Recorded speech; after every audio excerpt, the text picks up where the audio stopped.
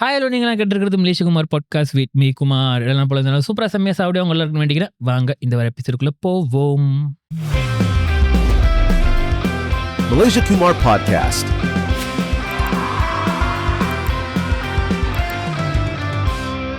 Malaysia படம்னாலே அது நல்லா இருக்காது.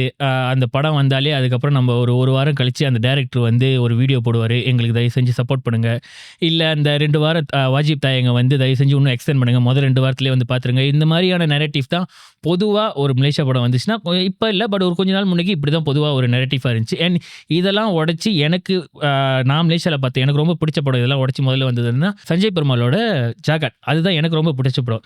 அது வந்து அந்த காலத்தில் ஒரு விதமான ஒரு இம்பேக்ட் கிரியேட் பண்ணிச்சு. அண்ட் அதை தாண்டி அதெல்லாம் பீட் பண்ணுற மாதிரி mean in terms of collection also ரிவ்யூவில் இன்னும் நிறைய பேர் பேச வச்ச படம் தான் பூச்சாண்டி. அண்ட் அந்த படத்தோட டைரக்டர் ஜே.கே. விக்கி தான் நீங்கள் நம்ம கூட வந்திருக்காங்க. வணக்கம் ப்ரோ. வணக்கம், சொல்லுங்க. எப்படி இருக்கீங்க குமார்? நல்லா இருக்கேன். நீங்கள் எப்படி இருக்கீங்க ப்ரோ? எனக்கு ஒரு டவுட் வந்து உட்காரும் போது ஏன் மலேசியன் குமார்னு பேர் வச்சிருக்கீங்க? மலேசியா குமார் அப்படின்னு ஐ மீன் இன்ஸ்பிரேஷன் வந்து நம்ம கொக்கி குமார், என் பேர் குமரேசன், சொந்த பேர் குமரேசன். ஸோ குமார் அப்படின்னு கூப்பிடுவாங்க. ஸோ பாட்காஸ்ட் ஆரம்பிக்கணும்னு ஆரம்பிச்சாச்சு. அப்போ என்ன பேர் வைக்கலாம்னா சரி, ஐ மீன் மெயின் நோக்கமே வந்து என்ன ஃபேமஸ் ஆக்கலாம், ஐ மீன் இந்த பாட்காஸ்ட் மூலிமா என் ஃபேஸ் வேல்யூ என்னோட பிராண்டிங் பண்ணிக்கலாம்னு வந்தது அப்படின்னு. ஸோ எதுக்கு நம்ம அந்த பேரே பிராண்ட் ஆகிக்கிறோம் அப்படின்னு, எதுக்கு நம்ம மூஞ்செல்லாம் பார்க்குறோம், மூஞ்ச தெரியலனாலும் குமார்னு சொன்னால் தெரியுன்ற அளவுக்கு ஒன்று செய்யலாம் அப்படின்னு. என்ன அதுக்கு பக்கத்துலேயே ஒரு ஃபேமஸான ஏதாவது தம்பா பண்ணுன்னு இருந்துச்சு. முதல்ல நான் ஆக்சுவலி காஜான் குமார்னு வைக்கலாம் நினச்சேன். ஏன்னா நான் பிறந்து வளர்ந்ததுலாம் காஜாங். அது இன்னும் பயங்கரமாக இருந்தது. அது ரொம்ப பாட்காஸ்ட்ல ரத்த வெறியில் இருக்குவேன். ஆமாம். ஸோ அது இன்னும் கொஞ்சம் ரொம்ப லோக்கல் ஆயிருன்னு சொல்லிட்டு ரொம்ப கொஞ்சம் நேஷன் வைட் பெருமை அப்படின்னு. ஆமாம். அதனால தான் ப்ரோ கொக்கி குமார், ஐ மீன் கொக்கி குமாரில் மலேசியா குமார் அப்படின்னு நானே கன்ஃபியூஸ் ஆகிட்டேன் அப்படின்னு. And first of all thanks bro பூச்சாண்டிக்கு. ஏன்னா நான் சொன்ன மாதிரி நிறைய பேர் பார்த்து கண்டிப்பாக என்னத்துக்கு உங்கள்கிட்ட நிறைய பேர் சொல்லியிருப்பாங்க அப்படின்னு நானும் அதை சொல்ல போகிறேன். படம் ரொம்ப நல்லா இருந்துச்சு, நன்றி, ரொம்ப தேங்க்ஸ். அண்ட் ஏழை தேட்டரில் ஜாகாட்டுக்கு அப்புறம் ஒரு 2-3 படம் பார்த்தேன். பட் அதுக்கப்புறம் நினைக்கிறேன் நிறைய பேர் கொலெக்டிவாக சொல்லி லைக் மலேசியாலே ஒரு நல்ல படம் இன்னும் வரைக்கும் கிரிட்டிக்கல் ரிவ்யூ கிடச்சி, critical review and also commercially success also. ஆமாம், இந்த சொல்லுவாங்களே பழமொழியில், ஒரு பானை சோத்துக்கு ஒரு சோது பதன்ற மாதிரி படத்துலேயே நீங்கள் யாருன்னு அப்படின்றத மக்களுக்கு தெரிய வச்சிட்டிங்க அப்படின்னு. தெரிவிச்சிட்டேன்னா கண்டிப்பாக ஐ மீன் இதுக்கு மேலே எப்படி தெரிய வைக்கிறது அப்படின்னு. எதிர்பார்க்காத வெற்றி தான் அது. எதிர்பார்க்காத வெற்றி. நீங்கள் எதிர்பார்க்கலையே. நீங்கள் தான் முதல்ல சொன்னீங்களே மலேசியா படங்கள்லாம் என்ன நடக்கும் அப்படின்னு. அதுக்கு தான் நாங்களும் தயாராக இருந்தோம்னு நினைக்கிறேன். பட் மக்கள் வந்து தரமான படைப்பு அப்படின்னு அதுக்கு ஒரு அங்கீகாரம் கொடுத்தது ரொம்ப மகிழ்ச்சியாக இருந்துச்சு. நம்ம போட்ட உழைப்பு வந்து வேஸ்ட் ஆகலை அப்படின்ற ஒரு சந்தோஷம். அப்போ நீங்கள் இப்போ சொன்னீங்களே, அதாவது நாங்களும் எதிர்பார்த்து தான் இருந்தோம் அப்படின்னு. அப்படி அந்த ரிசப்ஷன் வரலன்னா நீங்களும் அந்த மாதிரி விஷயங்கள்லாம் செஞ்சுருப்பீங்களா? இது வீடியோ பண்ணுறது, சப்போர்ட் கேட்குறது அப்படி இப்படின்னு. நீங்கள் பார்த்த மாதிரி வீடியோ வந்திருக்காதுன்னு நினைக்கிறேன். மேபி கயிறு கட்டி அதில் ஏறி தொங்கி அடுத்த லெவலுக்கு நம்ம வந்து ப்ரொமோஷன், படத்துக்கான ப்ரொமோஷன் வேலைகள் வந்து பெண்டமிக் டைம்லேருந்து பண்ணிக்கிட்டு இருந்தோம் ஒரு 2 years. ஸோ அந்த 2 yearsஸாக வந்து ஒரு தாரக மந்திரம்னு முன்னுக்கு ஒரு எழுதி வைக்காத ஒரு சைன் போர்டு என்ன அப்படின்னா, என் படத்தை சப்போர்ட் பண்ணுங்கன்ற இந்த சென்டென்ஸை மட்டும் எக்காரணத்தை கொண்டு பயிச்சிடக்கூடாது அப்படின்றது மட்டும்தான் எங்கள் டீம்கே சொல்லப்பட்ட ஒரு விஷயம். படம் ஓடுதோ இல்லையோ இந்த லைஃப்பில் போய்ட்டு ஆடியன்ஸை ஏசுறது, மலேசியா மக்களுக்கு வந்து முட்டாளுன்ற மாதிரி அவங்கள வந்துட்டு என்னை வாழ வைக்கல அப்படின்னு சொல்லி பேசுகிறதோ இது எதுவுமே பண்ணக்கூடாதுன்றது மட்டும் ருக்குன்னக்கார மாதிரி எல்லாமே உறுதிமொழி எடுத்துக்கிட்டு தான் வேலை செஞ்சோம். So we were confident with the effort that we put.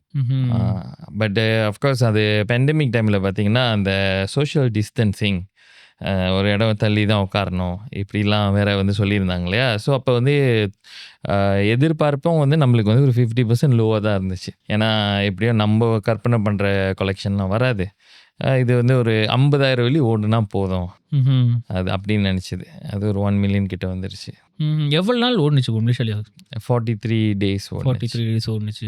அந்த டைமுக்கு வந்து பார்த்திங்கன்னா 1-2 படங்கள் தான் அவ்வளோ டேஸ் தியேட்டரில் சஸ்டெயின் பண்ண படங்கள். இப்போ இன்றைக்கி நிறைய படங்கள் வந்துருச்சு அந்த மாதிரி நினைக்கிறேன். நல்ல இன்னும் இப்போ பெட்டர் கலெக்ஷன்லாம் நம்ம தொட்டுட்டு வரோன்னு சொல்லும் போது அதை போஸ்ட் பெண்டமிக் உலகத்தில் பூச்சாண்டி வந்து ஒரு புது பாத் செட் பண்ண மாதிரி ஒரு ஃபீல் எங்களுக்கு. அதுக்கப்புறம் வந்து நிறைய ஸ்டெப் பை ஸ்டெப் நிறைய வந்துட்டு இருக்கு. கண்டிப்பாக அது ஒரு பெஞ்ச் மார்க் செட் பண்ணிச்சுன்ற மாதிரி. இப்போ நான் ஆரம்பத்துலேயே சொன்னன்ற மாதிரி இப்போ இப்போ ஜகாட் வந்து எப்படி ஒரு பெஞ்ச் மார்க் செட் பண்ணிச்சு. ஐ மீன் ஓகே இங்கே வந்து சீரியஸ் படங்களும் எடுக்கலாம், இங்கே வந்து ஜஸ்ட் வந்தோ போனோம் அந்த மாதிரி ஃபிலிம் மேக்கர்ஸ் இல்லாத இல்லை இங்கே வந்து சீரியஸாக எடுக்கணும் அப்படின்றது. நீங்கள் வந்து நான் நினைக்கிறேன் you said like for the horror film like பேய் படம்னா இப்போ ஆட்டோமேட்டிக்காக எல்லாருமே கேட்குறது லைக் பூச்சாண்டி மாதிரி இருக்குமா அப்படின்னு, அந்த மாதிரி தான் அப்படி அப்படின்னு. இது ஒரு விதத்தில் நல்லது தான். ஐ மீன் ஆப்வியஸ்லி எல்லா டைரக்டரும் எதிர்பார்க்குறது இந்த மாதிரி வெற்றிகள் தான். ஐ மீன் வெற்றி தான் எனக்கு எல்லா டைரக்டரும், I mean every creator and artist wants அப்படின்னு. But at the same time அது ஒரு மினிமம் ப்ரெஷரும் கொடுக்கும் தானே அப்படின்னு. ஆமாம், அடுத்த படத்தோட ப்ரெஷரை வந்து அதிகரிச்சிருச்சு. எல்லா பக்கமும் சிந்திக்கிற ஒவ்வொரு ஐடியா கூட அந்த ஐடியாவை வந்து செயல்படுத்தணும்னு நினைக்கிற இந்த மக்களை ஒரு தடவை யோசிச்சுக்குவேன். அவங்க ஒரு படம் கொடுத்த போது எப்படி கொண்டாடினாங்க, அதை எப்படி அவங்க ஒரு சென்ஸ் ஆஃப் பிலாங்கிங் இருந்துச்சு. மலேசியன்ஸ் வந்து ஒரு மலேசியா படத்தை கொண்டாடினாங்க அப்படின்றதுல இது ஒரு கேட்டகரியில் இது வரும். ஸோ இப்போ அடுத்த படத்துக்கு வந்து அந்த எக்ஸ்பெக்டேஷனை பூர்த்தி செய்கிற மாதிரியான ஐடியாவா இதுன்னு 100 தடவை கேள்வி கேட்டு போராட்டங்கள், அது இது முன்னாடி நான் எக்ஸ்பீரியன்ஸ் பண்ணதே இல்லை. ஆமாம். And also do you have like அந்த இப்போ சில நேரத்தில் நம்மளுக்கு அதான் இப்போ நம்ம ஒன்று நல்லா செய்யணுன்றதுனால நம்மளுக்கு சில நேரத்தில் நல்ல ஐடியா தான் வரும். ஆனால் அது நம்மளுக்குள்ளேயே நம்ம சொல்லிக்குவோம் இல்லை இதோட ஒன்று பெஸ்ட்டாக செய்யணும், இது கூட பெஸ்ட் ஐடியா இல்லை, அந்த மாதிரி உங்களுக்கு தோணுமா? இல்லை இது என் ஐடியா எல்லாமே எனக்கு பெஸ்ட்டாக தான் தெரியும். ஆனால் நம்ம ஐடியாஸ் வந்து ஒரு 4 பேர்கிட்ட சொல்லுவேன், கதையாக சொல்லுவோம், இல்லைன்னா ஒரு ஒன் லைனராக ஒரு 4 பேர் ஃப்ரெண்ட்ஸு, யார் என்ன ரியாக்ஷன் கொடுக்குறாங்க.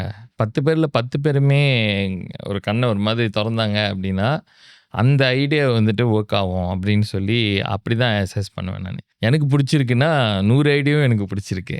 பட் ஜெனரல் ஆடியன்ஸ் கிட்ட ப்ரெசென்ட் பண்ணுறோம். ஒரு ஆடியன்ஸாக அவங்க என்ன ரியாக்ஷன் கொடுக்குறாங்க. அவங்க குழப்பத்தில் இருந்தாங்கன்னா அப்போ தேட்டருக்கு வரும்போதே குழப்பங்கள் நிறையா இருக்கும். அவங்க ஐடியாவை சொல்லும் போதே ஒரு எக்ஸைட்மெண்ட் ஃபேஸ்லேயோ ரியாக்ஷன்லேயோ கொடுத்துட்டாங்கன்னா அது வந்து பாயிண்ட்டை எடுத்து வச்சுக்குவேன். அப்படி தான் ஐடென்டிஃபை பண்ணுறது. ஓகே. ஏன்னா இந்த சொல்கிறதுல உங்களோட லைக் ரேண்டம் பீப்புளாக சூஸ் பண்ணுவீங்களா இல்லை உங்களோட முதல்ல வந்து க்ளோஸ் ஃப்ரெண்ட்ஸ் தான். ஏன்னா அவங்க கூட தான் மோஸ்ட் ஆஃப் த டைம். அதில் ஹார்ட் டு கன்வின்ஸ் அப்படின்ற மாதிரியான சில பேர் இருப்பாங்க கூட. அவங்களாம் வந்து இப்போ கிருத்திக்ல இந்த ஐடியா தான் வந்துட்டு நான் எதிர்பார்க்கல, நான் இதோட பெட்டராக எதிர்பார்த்தேனேன்றாங்க. அதுலேயும் முடிஞ்சிடும். சில பேர் வந்துட்டு இது இல்லை நான் உன்கிட்ட கற்பனை பண்ணது இல்லைன்னுவாங்க. அதான் அந்த மாதிரி பெஞ்ச் மார்க் செட் பண்ணிக்கிட்டாங்க இப்போ. ஸோ காமெடியாக ஏதாச்சும் சொன்னால் சேர்த்துக்கிறதே இல்லை. Okay okay okay. ஸோ இப்போ வந்து இப்போ செய்கிற ப்ராஜெக்ட் கூட பூச்சாண்டியோட எந்த வாசமுமே இருக்கக்கூடாதுன்ற மாதிரியான ஒரு ஆங்கிளில் தான் செய்கிறோம். நல்லா கொஞ்சம் கலர்ஃபுல்லாக வைப்ரண்டாக சின்ன பிள்ளைங்களை மையப்படுத்தி சயின்ஸ் ஃபிக்ஷனாக பண்ணிக்கிட்டு இருக்கோம். ஸோ அது பட் தேட்டருக்கு வர்றதுக்கான டைம் வந்து என்னால் சொல்ல தெரியல. ஏன்னா நான் இங்கே மலேசியாவில் வந்துட்டு ஹாலிவுட் மாதிரி டேட் செட் பண்ணி இந்த டேட்டில் வெளியாகும்னு சொல்ல முடியாது. as we complete the project we will know அது எங்கே லேண்ட் ஆகும் அப்படின்ற ஒரு எதிர்பார்ப்பு இருக்குது. ஆல்சோ நான் ஒரு விஷயம் கேள்விப்பட்டேன். என்னென்னா நீங்கள் வந்து இப்போ ஃபார் யுவர் அப்கமிங் ப்ராஜெக்ட்ஸ்னால் நீங்கள் வந்து you have like the story discussion மாதிரி நீங்கள் பண்ணுவீங்க அப்படின்னு. You brought in people and then have that. எனக்கு கற்றுக் கொடுக்கப்பட்டது அப்படின்னு நினைக்கிறேன். ஸோ ஒரு படம் வந்து ஸ்டோரியாக இல்லை பேப்பர் பேனால் இருக்கும் போது அதோட காஸ்ட்டுன்னு பார்த்தீங்கன்னா ஒரு வெள்ளி பேனா, அதிகபட்சம் ஒரு 5 வெள்ளி பேப்பர். அங்கேயே எவ்வளோ திருத்தம், எவ்வளோ அந்த கதையை பலப்படுத்த முடியுமோ அதில் எந்த லாஸ்ட்டுமே இல்லை யாருக்குமே. ஒன்ஸ் ஷூட்டிங் போயிட்டிங்கன்னா பெர் டே காஸ்ட்டே வந்துட்டு ஒரு 3000லேருந்து 10,000 வரைக்கும் ஓடுது. ஸோ அங்கே போய்ட்டு மிஸ்டேக் பண்ணும்போது அங்கே தான் வந்து பிளாட் ஹோல் கண்டுபிடிப்போம், அங்கே தான் வந்து கொரெக்ஷன் பண்ணுவோம், அங்கே தான் வந்து என்ன நடக்குதுன்னே தெரியல பாதி ஷூட்லன்னு. அது எவ்வளோ பெரிய ஒரு செலவு. ஸோ அங்கே போனால் டேமேஜ் கூட. ஸோ படத்துக்கான கதை எழுதும் போது நான் நினைக்கிறேன் மல்டிபிள் செஷன் ஆஃப் ஆடியன்ஸ் கூப்பிடுவேன். சினிமா பேக்ரவுண்ட் இல்லாதவங்கெல்லாம் கூப்பிடுவோம். சோஷியல் மீடியாவில் போட்டாலே பதிவு பண்ணுவாங்க. அது ஒரு ஃப்ரெண்ட்ஸ் ஃபாலோவிங்லாம் இருக்கும். அப்போ அவங்களுக்கு ஒரு டீ டைமில் எல்லோரையும் கூட்டிகிட்டு வந்து வச்சு ஸ்லைட்லாம் போட்டு சில விஷயங்கள் வந்துட்டு பிக்சராக காட்டுவோம். இப்போ இல்லைன்னா அவங்களுக்கு கற்பனையே பண்ண முடியாத சில விஷயங்கள் இருக்கும். ஸோ இது வந்து பூச்சாண்டிக்கு பண்ணோம். பூச்சாண்டிக்கு வந்து நிறையா டைம் இருந்துச்சு, அதனால் நிறையா வேர்ஷன்ஸ் பண்ணோம். வயசானவங்க ஒரு குரூப் ஆஃப் எலீட் பீப்புள் கூப்பிட்டோம். அவங்க என்ன நினைக்கிறேன், ஷூட்டிங் ஆரம்பிக்கிறதுக்கு முன்னாடி டிஸ்கஷன், ஷூட்டிங் ஆரம்பிக்கிறதுக்கு ஒரு வருஷத்துக்கு முன்னாடி ப்ரீ ப்ரொடக்ஷனில் பண்ணோம். ஸ்கிரிப்ட் முடிஞ்சதுக்கப்புறம் ஸோ சொந்த டீம் கிட்ட பேசுவோம். இப்போ அந்த டீமில் வந்து கிளைமேக்ஸ் தான் 100 வகையான கிளைமேக்ஸ் பிரச்சனைகள் வந்துச்சு. எனக்கு இப்படி வேணும்ல, நான் இப்படி எதிர்பார்த்தேன், அது வந்து எல்லாத்தையும் கொண்டுரும், இது இப்படி பண்ணோம். ஸோ அந்த இதில் வந்து ஒன்று காஸ்ட் எஃபெக்டிவாகவும் செய்யணும், அதே சமயத்தில் யாரும் எதிர்பார்க்காத ஒரு ரூட் எடுக்கணுன்றது மட்டும்தான் குறிக்கோளாக இருந்துச்சு. ஸோ ஆஸ் வி ப்ராக்ரஸ் இன்னொரு குரூப் ஆஃப் ஆடியன்ஸ் இப்போ ஓட் பண்ணாங்க, உங்களுக்கு எந்த கிளைமேக்ஸ் பிடிச்சிருக்கு. அப்போ அதில் 70% ஸ்கோர் எங்கே வந்துச்சோ அப்போ தான் கான்ஃபிடென்ஸ் வந்துச்சு. இன்க்ளூடிங் சில சீன்ஸ் சொல்லும் போது இந்த படத்தில் கதையாக கேட்டீங்க, இந்த கதையில் உங்களுக்கு எந்த ஒரு மூமெண்ட் வந்து மறக்க முடியல, இல்லைன்னா உங்களை பாதிச்சிச்சுன்னா எல்லாருமே ஒரே சீன் எழுதுனாங்க, அந்த வேல் மடக்கிற சீன். ஸோ அந்த சீன் அப்போ புரிஞ்சிச்சு. பேப்பர்லேயே வந்து அது இவ்வளோ பலமாக இருக்குன்னா தேட்டரில் அது மெட்டீரியலைஸ் ஆனால் அது வெடிக்கும் அப்படின்றது. ஸோ அப்படி தான் அசஸ் ஸோ பண்ணோம். அந்த கிளைமேக்ஸ் வந்து there were few options for that climax வந்து யாருக்குமே அதான் இவங்க யார் சொன்ன கிளைமேக்ஸே எடுக்கல நான். அதனால தப்பிச்சிட்டேன்னு நினைக்கிறேன். ஏன்னா அவங்க சொன்ன கிளைமேக்ஸ் எல்லாமே ஏதோ ஒரு படங்களோட சாயல் மாதிரி இருந்துச்சு. ஸோ நான் என்ன பண்ணேன், அந்த கிளைமேக்ஸ் வந்து மைண்டில் முடிவு பண்ணிட்டேன். பட் எழுதவே இல்லை அன்டில் த லாஸ்ட் ஆப்ஷன் நீங்க வெளியே விடல அப்படின்னு. சொல்லலை. நடித்தவங்க யாருக்குமே தெரியாது. சீனுக்கு ஒரு நாள் முன்னுக்கு தான் அவங்களுக்குலாம் அந்த பேப்பர் கொடுத்தேன். அது வரைக்கும் நானே அதை பாலிஷ் பண்ணி எழுதி, ஓகே இதுதான் ஃபைனலு, இது படிங்க, படிச்சுட்டு சொல்லுங்கன்னு சொன்னேன். ஸ்டில் அதில் ஏதாச்சும் பிரச்சனைகள் இருக்கும். ஆனால் படிச்சுட்டு லோகன் அண்ணன் வந்து சொன்னாங்க, இது நான் வந்துட்டு எதிர்பார்க்கல, இது எப்படி புல் ஆஃப் பண்ண போகிறீங்கன்னு வேற ஒரு கேள்வி கேட்டார். அது பார்த்துக்குவோம் அப்படின்னு சொல்லிட்டு போனேன். ஏன்னா அவர் ஒன்று மைண்டில் நினச்சாரு, வேற ஒன்று பண்ணியிருந்தோம். அந்த மாதிரி தான் நான் ப்ரிசைன் பண்ணது. இப்போ சில பார்ட் வந்து நிறைய பேர் இது எக்ரி பண்ணுறதுனால நீங்கள் வச்சுக்கிறீங்க அப்படின்னு. அண்ட் தென் சில டைம்ஸ் வந்து எல்லாரும் எக்ரி பண்ணாலும் பரவாயில்ல, ஆஸ் அ டேரக்டர் எனக்கு பிடிக்கலன்னா நான் வேற அது பிடிக்கலன்னு இல்லை, அது பிடிச்சிருந்துச்சு. எண்ட் ஆஃப் த டே என்னோட கால்ன்றதுனால. ஆமாம், அது வந்து என்னென்னா, ஓகே ஒரு 100 பேர் எதிர்பார்க்குற கிளைமேக்ஸுக்கு மட்டும் நான் நினைக்கிறேன் கொஞ்சம் வித்தியாசமாக நம்மளும் யோசிக்கணும். தட் இவ்வளோ பேரும் ப்ரெடிக்ட் பண்ணிட்டாங்க கதை இப்படி தான் முடியும்னு சொல்லும் போது, அங்கே மட்டும் அவங்க சொன்னதை செய்யாமல் இருக்கிறதுனால தான் அது கொஞ்சம் தனித்துவமாக இருந்துச்சு. குறிப்பாக அந்த தினேஷ் கேரக்டர், ஒரு ஷங்கர்ன்ற கேரக்டர், அவனும் சேர்ந்து அந்தர்பல்ட்டி அடிக்கிறது, அவனும் பொலதம் தான் அப்படின்ற மாதிரி ஒரு நெகட்டிவ் ஷேட் கிடச்சிது. அப்புறம் அது இவங்களை கொல்லலை, ஒரு மாய பிம்பம் மாதிரி கொடுத்துட்டு கிளம்பிருச்சு. அது எதுவுமே அவங்க யாருமே ப்ரெடிக்ட் பண்ணல. ஆனால் அது ஒரு நல்ல எண்டிங்காக இருந்துச்சு. அடுத்தது என்ன நடக்குன்ற ஒரு கியூரியாசிட்டி. அது கூட சொல்லியிருந்தாங்க, அந்த மாதிரி என்டி கிளைமேக்ஸாக வைக்காதீங்க, அது அப்படியே எங்கேயோ போகிற மாதிரி இருக்குது, அது போகிற மாதிரி வேணாம், முடிச்சிருங்க, இங்கேயே முடிச்சிருங்கன்னு காதில் நிறைய பேர் ஓதுனாங்க. நான் கடைசி வரைக்குமே இல்லை, அது போட்டோம் எங்கேயோ எங்கே போகுதுன்னு தெரியாது, போட்டோம் அப்படின்னு சொன்னோம். அப்புறம் எடிட் பண்ணும் போது தான் படத்தை ஃபுல்லாக எடிட் பண்ணும்போது அந்த ஃப்ளைட் சீன்லாம் ஆட் பண்ணுது. ஸோ அதுக்கு ஒரு ஒரிஜின் நோக்கி போட்டோம் அப்படின்னு. அதுக்கப்புறம் உள்ள பாட்டும் எழுதி வச்சிருக்கீங்களா, இல்லை ஒன் லைனராக இருக்குது? நிறைய இருக்குது. எதுன்னு இன்னும் ஃபிக்ஸ் பண்ணல ப்ரோ. நம்ம தான் சொல்கிறேன், இப்போ வேற ஒரு ஜானரில் கொஞ்ச நாள் ட்ராவல் பண்ணுறோம். எப்படி முதல்ல நீங்கள் இப்போ செகண்ட் ஜான்ரே வந்து கிட்டத்தட்ட ஒரு சயின்ஸ் ஃபிக்ஷன், ஹாப்பி, ஃபேமிலி கோலாக்கி அந்த மாதிரிலாம் சொல்கிறீங்க அப்படின்னு. பட் முதல்ல எப்படி ஏன் அந்த ஹாரர் சூஸ் பண்ணணும், நம்ம இதில் டெபியூ ஆகும் அப்படின்னு? அது நான் நினைக்கிறேன், என் கூட இருந்த இப்போ சஞ்சய் அண்ணன், அப்புறம் நிறைய பேர் அவங்க செஞ்ச படங்கள், அவங்க படித்தது இதெல்லாம் பேசும்போதெல்லாம் ஒரு விஷயம் சொன்னாங்க. நிறைய கண்ட்ரீஸில் அந்த கண்ட்ரியோட படங்களை திரும்பி பார்க்க வச்ச படங்கள் எப்போதுமே ஹாரர் படங்களாக தான் இருக்குது அப்படின்னாங்க. தாய்லாண்டோட படங்கள் பார்த்திங்கன்னா ஹாரர் தான் முதல்ல கண்ட்ரியை விட்டு பார்டர் தாண்டுது. இப்போ மலேசியாவில் நீங்கள் யார் ஹீரோன்னு கூட உங்களுக்கு தெரியாது, ஆனால் தாய்லாந்து படம் சராமா இருக்குன்னா ஓடிடும். சவுத் கொரியாவோட பேய் படங்கள், சைனீஸ் பெரிய பேய் படங்கள், எல்லா நாட்டுக்குமே, ஜப்பனீஸோட பேய் படங்கள், யார் ஹீரோன்னு ஏதாச்சும் ஒரு பேர் சொல்லுங்கள் பார்ப்போம். ஒன்றுமே தெரியாது. பயமாக இருக்கா அப்படின்றது ஒண்டி தான் நம்மளுடைய கேள்வியாக இருக்குது. ஸோ மலேசியாவுக்கு வந்து இருக்கிற, நான் தமிழ் சினிமாவுக்கு இருக்கிற பெரிய பிரச்சனை வந்து இங்கே ஹீரோ இல்லை, இருக்காங்க, ஆனால் நம்ம சவுத் இந்தியாவில் கம்பேர் பண்ணுற அந்த சூப்பர் ஸ்டார்ஸ் இல்லை. ஸோ அதை உருவாக்குறதுக்கு டைம் எடுக்கும். அப்போ ஹீரோ சென்ட்ரிக்காக படம் எடுத்து நிறைய பேர் இங்கே அடி வாங்கியிருக்காங்க. ஸோ அதெல்லாம் பார்க்கும்போது இட்ஸ் எ ரிஸ்க் ஃபேக்டர். அந்த எந்த இடத்துல கால் வச்சாலுமே எனக்கு வந்து கேரண்டி சக்ஸஸாக பார்க்கவே முடியல. அப்போ இவங்கெல்லாம் சொன்ன இந்த ஹாரர் ஜானர் வந்து எனக்கும் பிடிச்ச ஒரு விஷயம். எனக்கு வந்து சஸ்பென்ஸ் ரொம்ப பிடிக்கும். அப்போது அதுதான் ஈஸி ரூட்டு அப்படின்னு நம்பி ஒன்று கேங்ஸ்டர் யோசித்தோம்.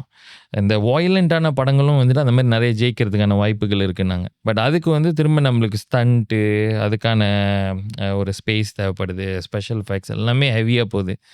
ஸோ சரி, அதுவுமே நம்மளுக்கு கை கூடலன்னு சொல்லிட்டு தான் ஹாரர் தொட்டோம். ஏன்னா இந்த ஹாரர் கூட ஒரு ஷார்ட் ஃபிலிமாக செய்ய வேண்டிய ஒரு பகுதி, அதை எடுத்து இன்னும் கொஞ்சம் ஊதி பெருசாக்கி ஒரு மெட்டீரியலாக செய்ய முடிஞ்சிச்சு.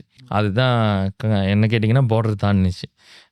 நெட்ஃப்ளிக்ஸ் மூலியமாக உலகமே பார்த்துருக்கு. தமிழ்நாட்டில் கொண்டாடினாங்கன்றது தான் மிகப்பெரிய ஆச்சரியம். எனக்கு தெரிஞ்ச மலேசியா படங்கள் எதுவுமே அந்த ட்ராக் ரெக்கார்டே இல்லைன்னு நம்புகிறேன். மேபி ஒரு சின்ன விழுக்காடு ஏதோ ஒரு ஆறுதலுக்கு அப்ரிஷியேட் பண்ணுவாங்க. ஆனா இந்த மாரி அப்ரிஷியேட் பண்ணதில்ல நம்மளோட உங்களோட ப்ராடக்ட். அந்த பிரஸ் மீட் ஷோவோட அந்த இன்சிடென்ட் சொல்லியிருந்தீங்க. அந்த நீங்க சொல்லியிருந்தேனா? அந்த இன்டர்வலுக்கு நீங்க என்னது பாப்கார்ன் அதெல்லாம் வாங்க போகும்போது அந்த அதான் மறக்கவே முடியாது. ஆமா அது நல்லா இருந்துச்சு. சம்டைம் நம்மளுக்கு சொன்னா வலிக்கும். ஆனா அங்க அவன் வந்துட்டு இன்னாருன்னு தெரியாதனால தான் அவன் பச்சையா சொல்லிட்டு போயிட்டான். மலேசியா படம்னாலே ஒரு மொக்க படமா தான் இருக்கும்னு சொல்லி வந்தோம் உள்ளார. ஃபர்ஸ்ட் ஹாஃபோட இன்டர்வலோட சாப்பிட்டுட்டு ஓடிடலான்னு பிளான் பண்ணி வந்தவங்க டக்குன்னு அந்த இன்டர்வல் டைம்ல அந்த அந்த ஒரு கேசரியோ என்னமோ இருந்துச்சு. அதை எடுத்து வாயில போட்டுக்கிட்டே அதை சொன்னாங்க. ஸோ அது நான் மைண்டில் ரிஜிஸ்டர் பண்ணி வச்சுக்கிட்டேன். ஒன்று அதுக்கப்புறம் கேட்டேன், நீங்கள் வேறு என்ன மலேசியா படம் பார்த்துருக்கீங்கன்னு. அவங்க சொன்ன படத்தோட பேர்லாம் இப்போ நான் சொன்னேன்னா என்ன தூக்கில் தொங்க விட்டுருவாங்க. ஸோ இவ்வளோ படமும் நம்ம அங்கே போயிட்டு ஸ்க்ரீன் பண்ணி கண்டிப்பாக நிறைய பேர் கண்டுபிடிச்சேன். ஏன்னா அவ்வளோ படம் அங்கே வந்ததும் இல்லை அப்படின்னு. நீங்கள் நம்ப மாட்டீங்க. சில படம்லாம் ரகசியமாகவே அங்கே வந்து பெரிய பெரிய ஸ்க்ரீனிங்லாம் பண்ணி நம்ம பாட்டு திட்டு வாங்கிட்டு இருக்கோம். அவங்க வந்து பாரபட்சமே இல்லாமல் அவங்க படத்தையே ரோஸ் பண்ணுறாங்க. இப்போ நம்ம படத்தை என்ன பண்ணுவாங்க? ஸோ அதுதான் எனக்கு ஒரு ஆச்சரியமாக இருந்துச்சு. அப்போ நம்ம ஒரு விஷயத்தை சின்சியராகவோ இல்லை சீரியஸாகவோ நம்ம ஃபோக்கஸ் பண்ணால் அந்த சீரியஸ்னஸ்க்கு கிடைக்கிற ரிவார்ட் வந்து வேறு லெவலில் இருக்குது. அதுதான் லேர்னிங். Okay nice. அதான் அவங்கள இப்போ நம்ம ஊர்லேயே அதான் நம்ம சொன்ன மாதிரி நம்ம ஊரில் நம்மளுக்கே ஒரு பெர்செப்ஷன் இருக்குது. நம்ம முதல்ல சொன்ன மாதிரி மலேசியா படமா நல்லா இருக்காது அப்படி இப்படின்னு நம்மளே அவங்க ஊர் கூட தான் கம்பேர் பண்ணுறோம் அப்படின்னு. இப்போ அவங்க ஊர்லேயே இருக்கிறவங்களுக்கு அது இன்னும் நாங்களே நல்ல படம் தான்டா வச்சிருக்கோம் அப்படின்னு நாங்களே அவங்க படம் பார்க்கணும். பட் அதை தாண்டி வந்து சொல்கிறாங்கன்னா நைஸ். பட் ஸோ இப்போ உங்களுக்கு ஒரு டியூ திங்க் தட் எனக்கு ஒரு ஐடென்டிட்டி இருக்குது அப்படின்னு சென்னையில்.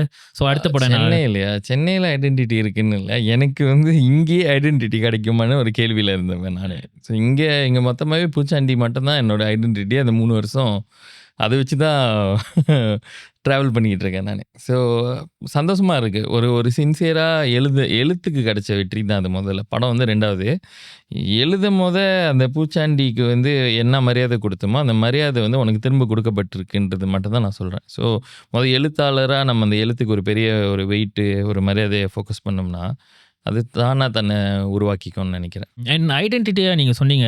பூச்சாண்டி ஒன்று தான் நான் நினைக்கிறேன் மலேசியாவில் முக்கியமாக உங்களோட ஐடென்டிட்டியில் லைக் நீங்கள் செய்கிற அந்த மோட்டிவேஷனல் ஸ்பீக்ஸ் அண்ட் தென் நீங்கள் பண்ணுற cinema related classes and mainly clean தைப்பூசமோட மூவ்மெண்ட் அண்ட் அடிக்கடிக்கு நீங்கள் போஸ்ட் பண்ணுற இந்த ஏன்ஷியன் சம்மந்த இந்தியன் ஒரிஜினை பற்றி போஸ்ட். ஸோ இது எல்லாமே நான் நினைக்கிறேன் டெக்னிக்கலி சம ஒரு ஐடென்டிட்டி கொடுக்குது அப்படின்னு. அண்ட் அதில் நான் இந்த க்ளீன் தைப்பூசம் அதை பற்றி பேசணும்னு நினைக்கிறேன். அதோட ஐடியா உங்களுக்கு எங்கேருந்து வந்துச்சு? இந்த படத்துக்கு பூச்சாண்டி படத்துக்கு வந்து மார்க்கெட்டிங் ஸ்ட்ராட்டஜி அப்படின்னு சொல்லிட்டு நிறைய விஷயங்கள் பேசணும். ஸோ அப்போ அதில் கம்யூனிட்டி ஓரியன்டாக ஏதாச்சும் பண்ணணும். பிகாஸ் நான் எப்போதுமே கம்யூனிட்டி ஓரியன்டாகவே சிந்திச்சுட்டு செயல்பட்டுருக்கேன். அது இப்போ உதாரணத்துக்கு வந்துட்டு என்னால் முடிஞ்ச அளவுக்கு எங்கேயாச்சும் போயிட்டு இந்த நம்மளோட அடையாளங்கள் பற்றி பேசுவேன். ஸோ அதெல்லாம் நிப்பாட்ட முடியாது என்னால். அப்போ அந்த படத்தோட மார்க்கெட்டிங்க்காக என்னை நிப்பாட்ட சொல்கிறாங்க. ஏன்னா படத்துக்கு ஃபோக்கஸ் பண்ணணும். நீங்கள் அந்த டைமில் போயிட்டு இந்த மாதிரி சோழர்கள் பற்றி பேசிக்கிட்டு இல்லைனா ஸ்கூலுக்குலாம் போயிட்டு இருந்தோம்னா அது டைம் டைவர்ட் ஆகுதுன்னு. இப்போ நான் என்ன சொன்னேன், அதை கம்யூனிட்டி ஓரியன்டாகவே யோசிச்சிருங்க. அங்கே போயிட்டு பூச்சாண்டி படத்தை பாருங்கன்னு சொல்லக்கூடாது. மக்கள்கிட்ட ஆஸ் அ ஆடியன்ஸ் சாரி இந்த நடிகர்களும் சரி க்ரூவும் சரி மக்கள் கூட இணைஞ்சு ஏதாச்சும் ஒன்று பண்ணுவோம். அப்படி சொல்லும் போதே ஒரு பிஏசி பண்ணோம். ஒரு பப்ளிக் சர்வீஸ் அனௌன்ஸ்மெண்ட். அந்த டைமில் சரியாக தைப்பூசம் வருது. வருஷம் தைப்பூசத்துக்கு நான் போகாமல் தவிர்க்கிறதுக்கு காரணமே வந்து அங்கே நம்ம போடுற குப்பை அதை பார்த்தா ஒரு அருவருப்பாக இருக்குது அப்படின்றத சொல்கிற மாதிரி குத்தணும், உரைக்கணும். ஆனால் அதை நாசுக்காக சொல்லணும் அப்படின்ற மாதிரி ஒரு வீடியோ பண்ணோம், குப்பை போடாதீங்கன்னு. அந்த வீடியோ செம்ம வைரலாக போணுச்சு. அதாவது மக்கள் அவ்வளோ ஷேர் பண்ணும் போது அதில் வந்து பூச்சாண்டியில் நடித்த நடிகர்கள்லாம் பேசுவாங்க அதை. ஆனால் பூச்சாண்டின்ற எங்கேயுமே எந்த ஒரு லோகோவோ எதுவுமே ஆட் பண்ணல அதில். ஸோ அட்லீஸ்ட் இந்த முகங்கள் வந்து மக்கள்கிட்ட போட்டோம் அப்படின்ற மாதிரி ஐடியாவில் தான் யோசித்தோம். அப்போ ஃப்ரெண்டு சொன்னாங்க, அது ஒரு ஃபாலோ அப்பாக வெறும் வீடியோ மட்டும் பண்ணிவிட்டு அதோட காண போயிட்டோம்னா நியாயமாக இருக்காது. சரி நம்ம இறங்கி சுத்தம் பண்ணுவோமே அப்படின்னு சொன்னாங்க. நாளைக்கு கேள்வி கேட்டுருவாங்க அதுவும் அப்படின்னு பேசிட்டு போயிட்டானுங்க பாருங்க அப்படின்னு. டெஃபினெட்லி அதுவும் நடக்கும். ஸோ அது ஒரு மாதிரி பயத்தில் தான் போயிட்டு குப்பை பொறுக்க போனோம். எனக்கும் தெரியாதுனால டெய்லியாக குப்பை பொறுக்கிட்டு இருக்கோம். ஸோ ஒரு 10 குப்பை பை தூக்கிக்கிட்டு போனோம். ஒரு 20 பேர். அந்த 20 பேருமே வந்துட்டு விருப்பப்பட்டு அங்கே வரல, ஒரு வேதனையோட, ஐயோ! இவன் கூடலாம் கூட்டாளியா இருந்ததுக்கு இது தேவையா எனக்குன்ற மாரி போய் குப்பை படம்னு பொறுக்கணும். சொல்லி நம்பி கூட்டு வந்தாரு. கடைசில இப்படி குப்பை பொறுக்க வச்சுட்டாரு ஆமா. அப்படின்னு. அது அந்த மாரி குப்பை பொறுக்கிட்டு இருந்தோம். ஸோ குப்பை பொறுக்கும்போது தான் நினைக்கிறேன், ஒரு 10 நிமிஷத்துக்கு அப்புறம் படத்த பத்தி எதுவுமே யோசிக்கல. நம்ம மக்கள் எவ்வளோ மோசமானவனுங்கள பத்தி தான் யோசிச்சுட்டு போனோம். இவிங்க நான் இன்னைக்கும் சொல்லுவேன், தைப்பூசம் வந்துட்டா முதல்ல லீவ் போட்டு போறது முருகர் தான். ஏன்னா, அவரு வந்து கல்ச்சர் ஷாக் ஆயிருவாரு. இவிங்க என்ன பண்றாங்கன்றத பார்த்துட்டு அப்படின்னு. ஸோ குப்பை பொறுக்கிட்டே போகும்போதே, கூட இருக்கிற நெறைய பேர் வந்து அத ஃபோட்டோ எவிடன்ஸா எடுத்தாங்க. நீங்க எடுத்துக்கிட்டு இருக்கிறது. ஆமா.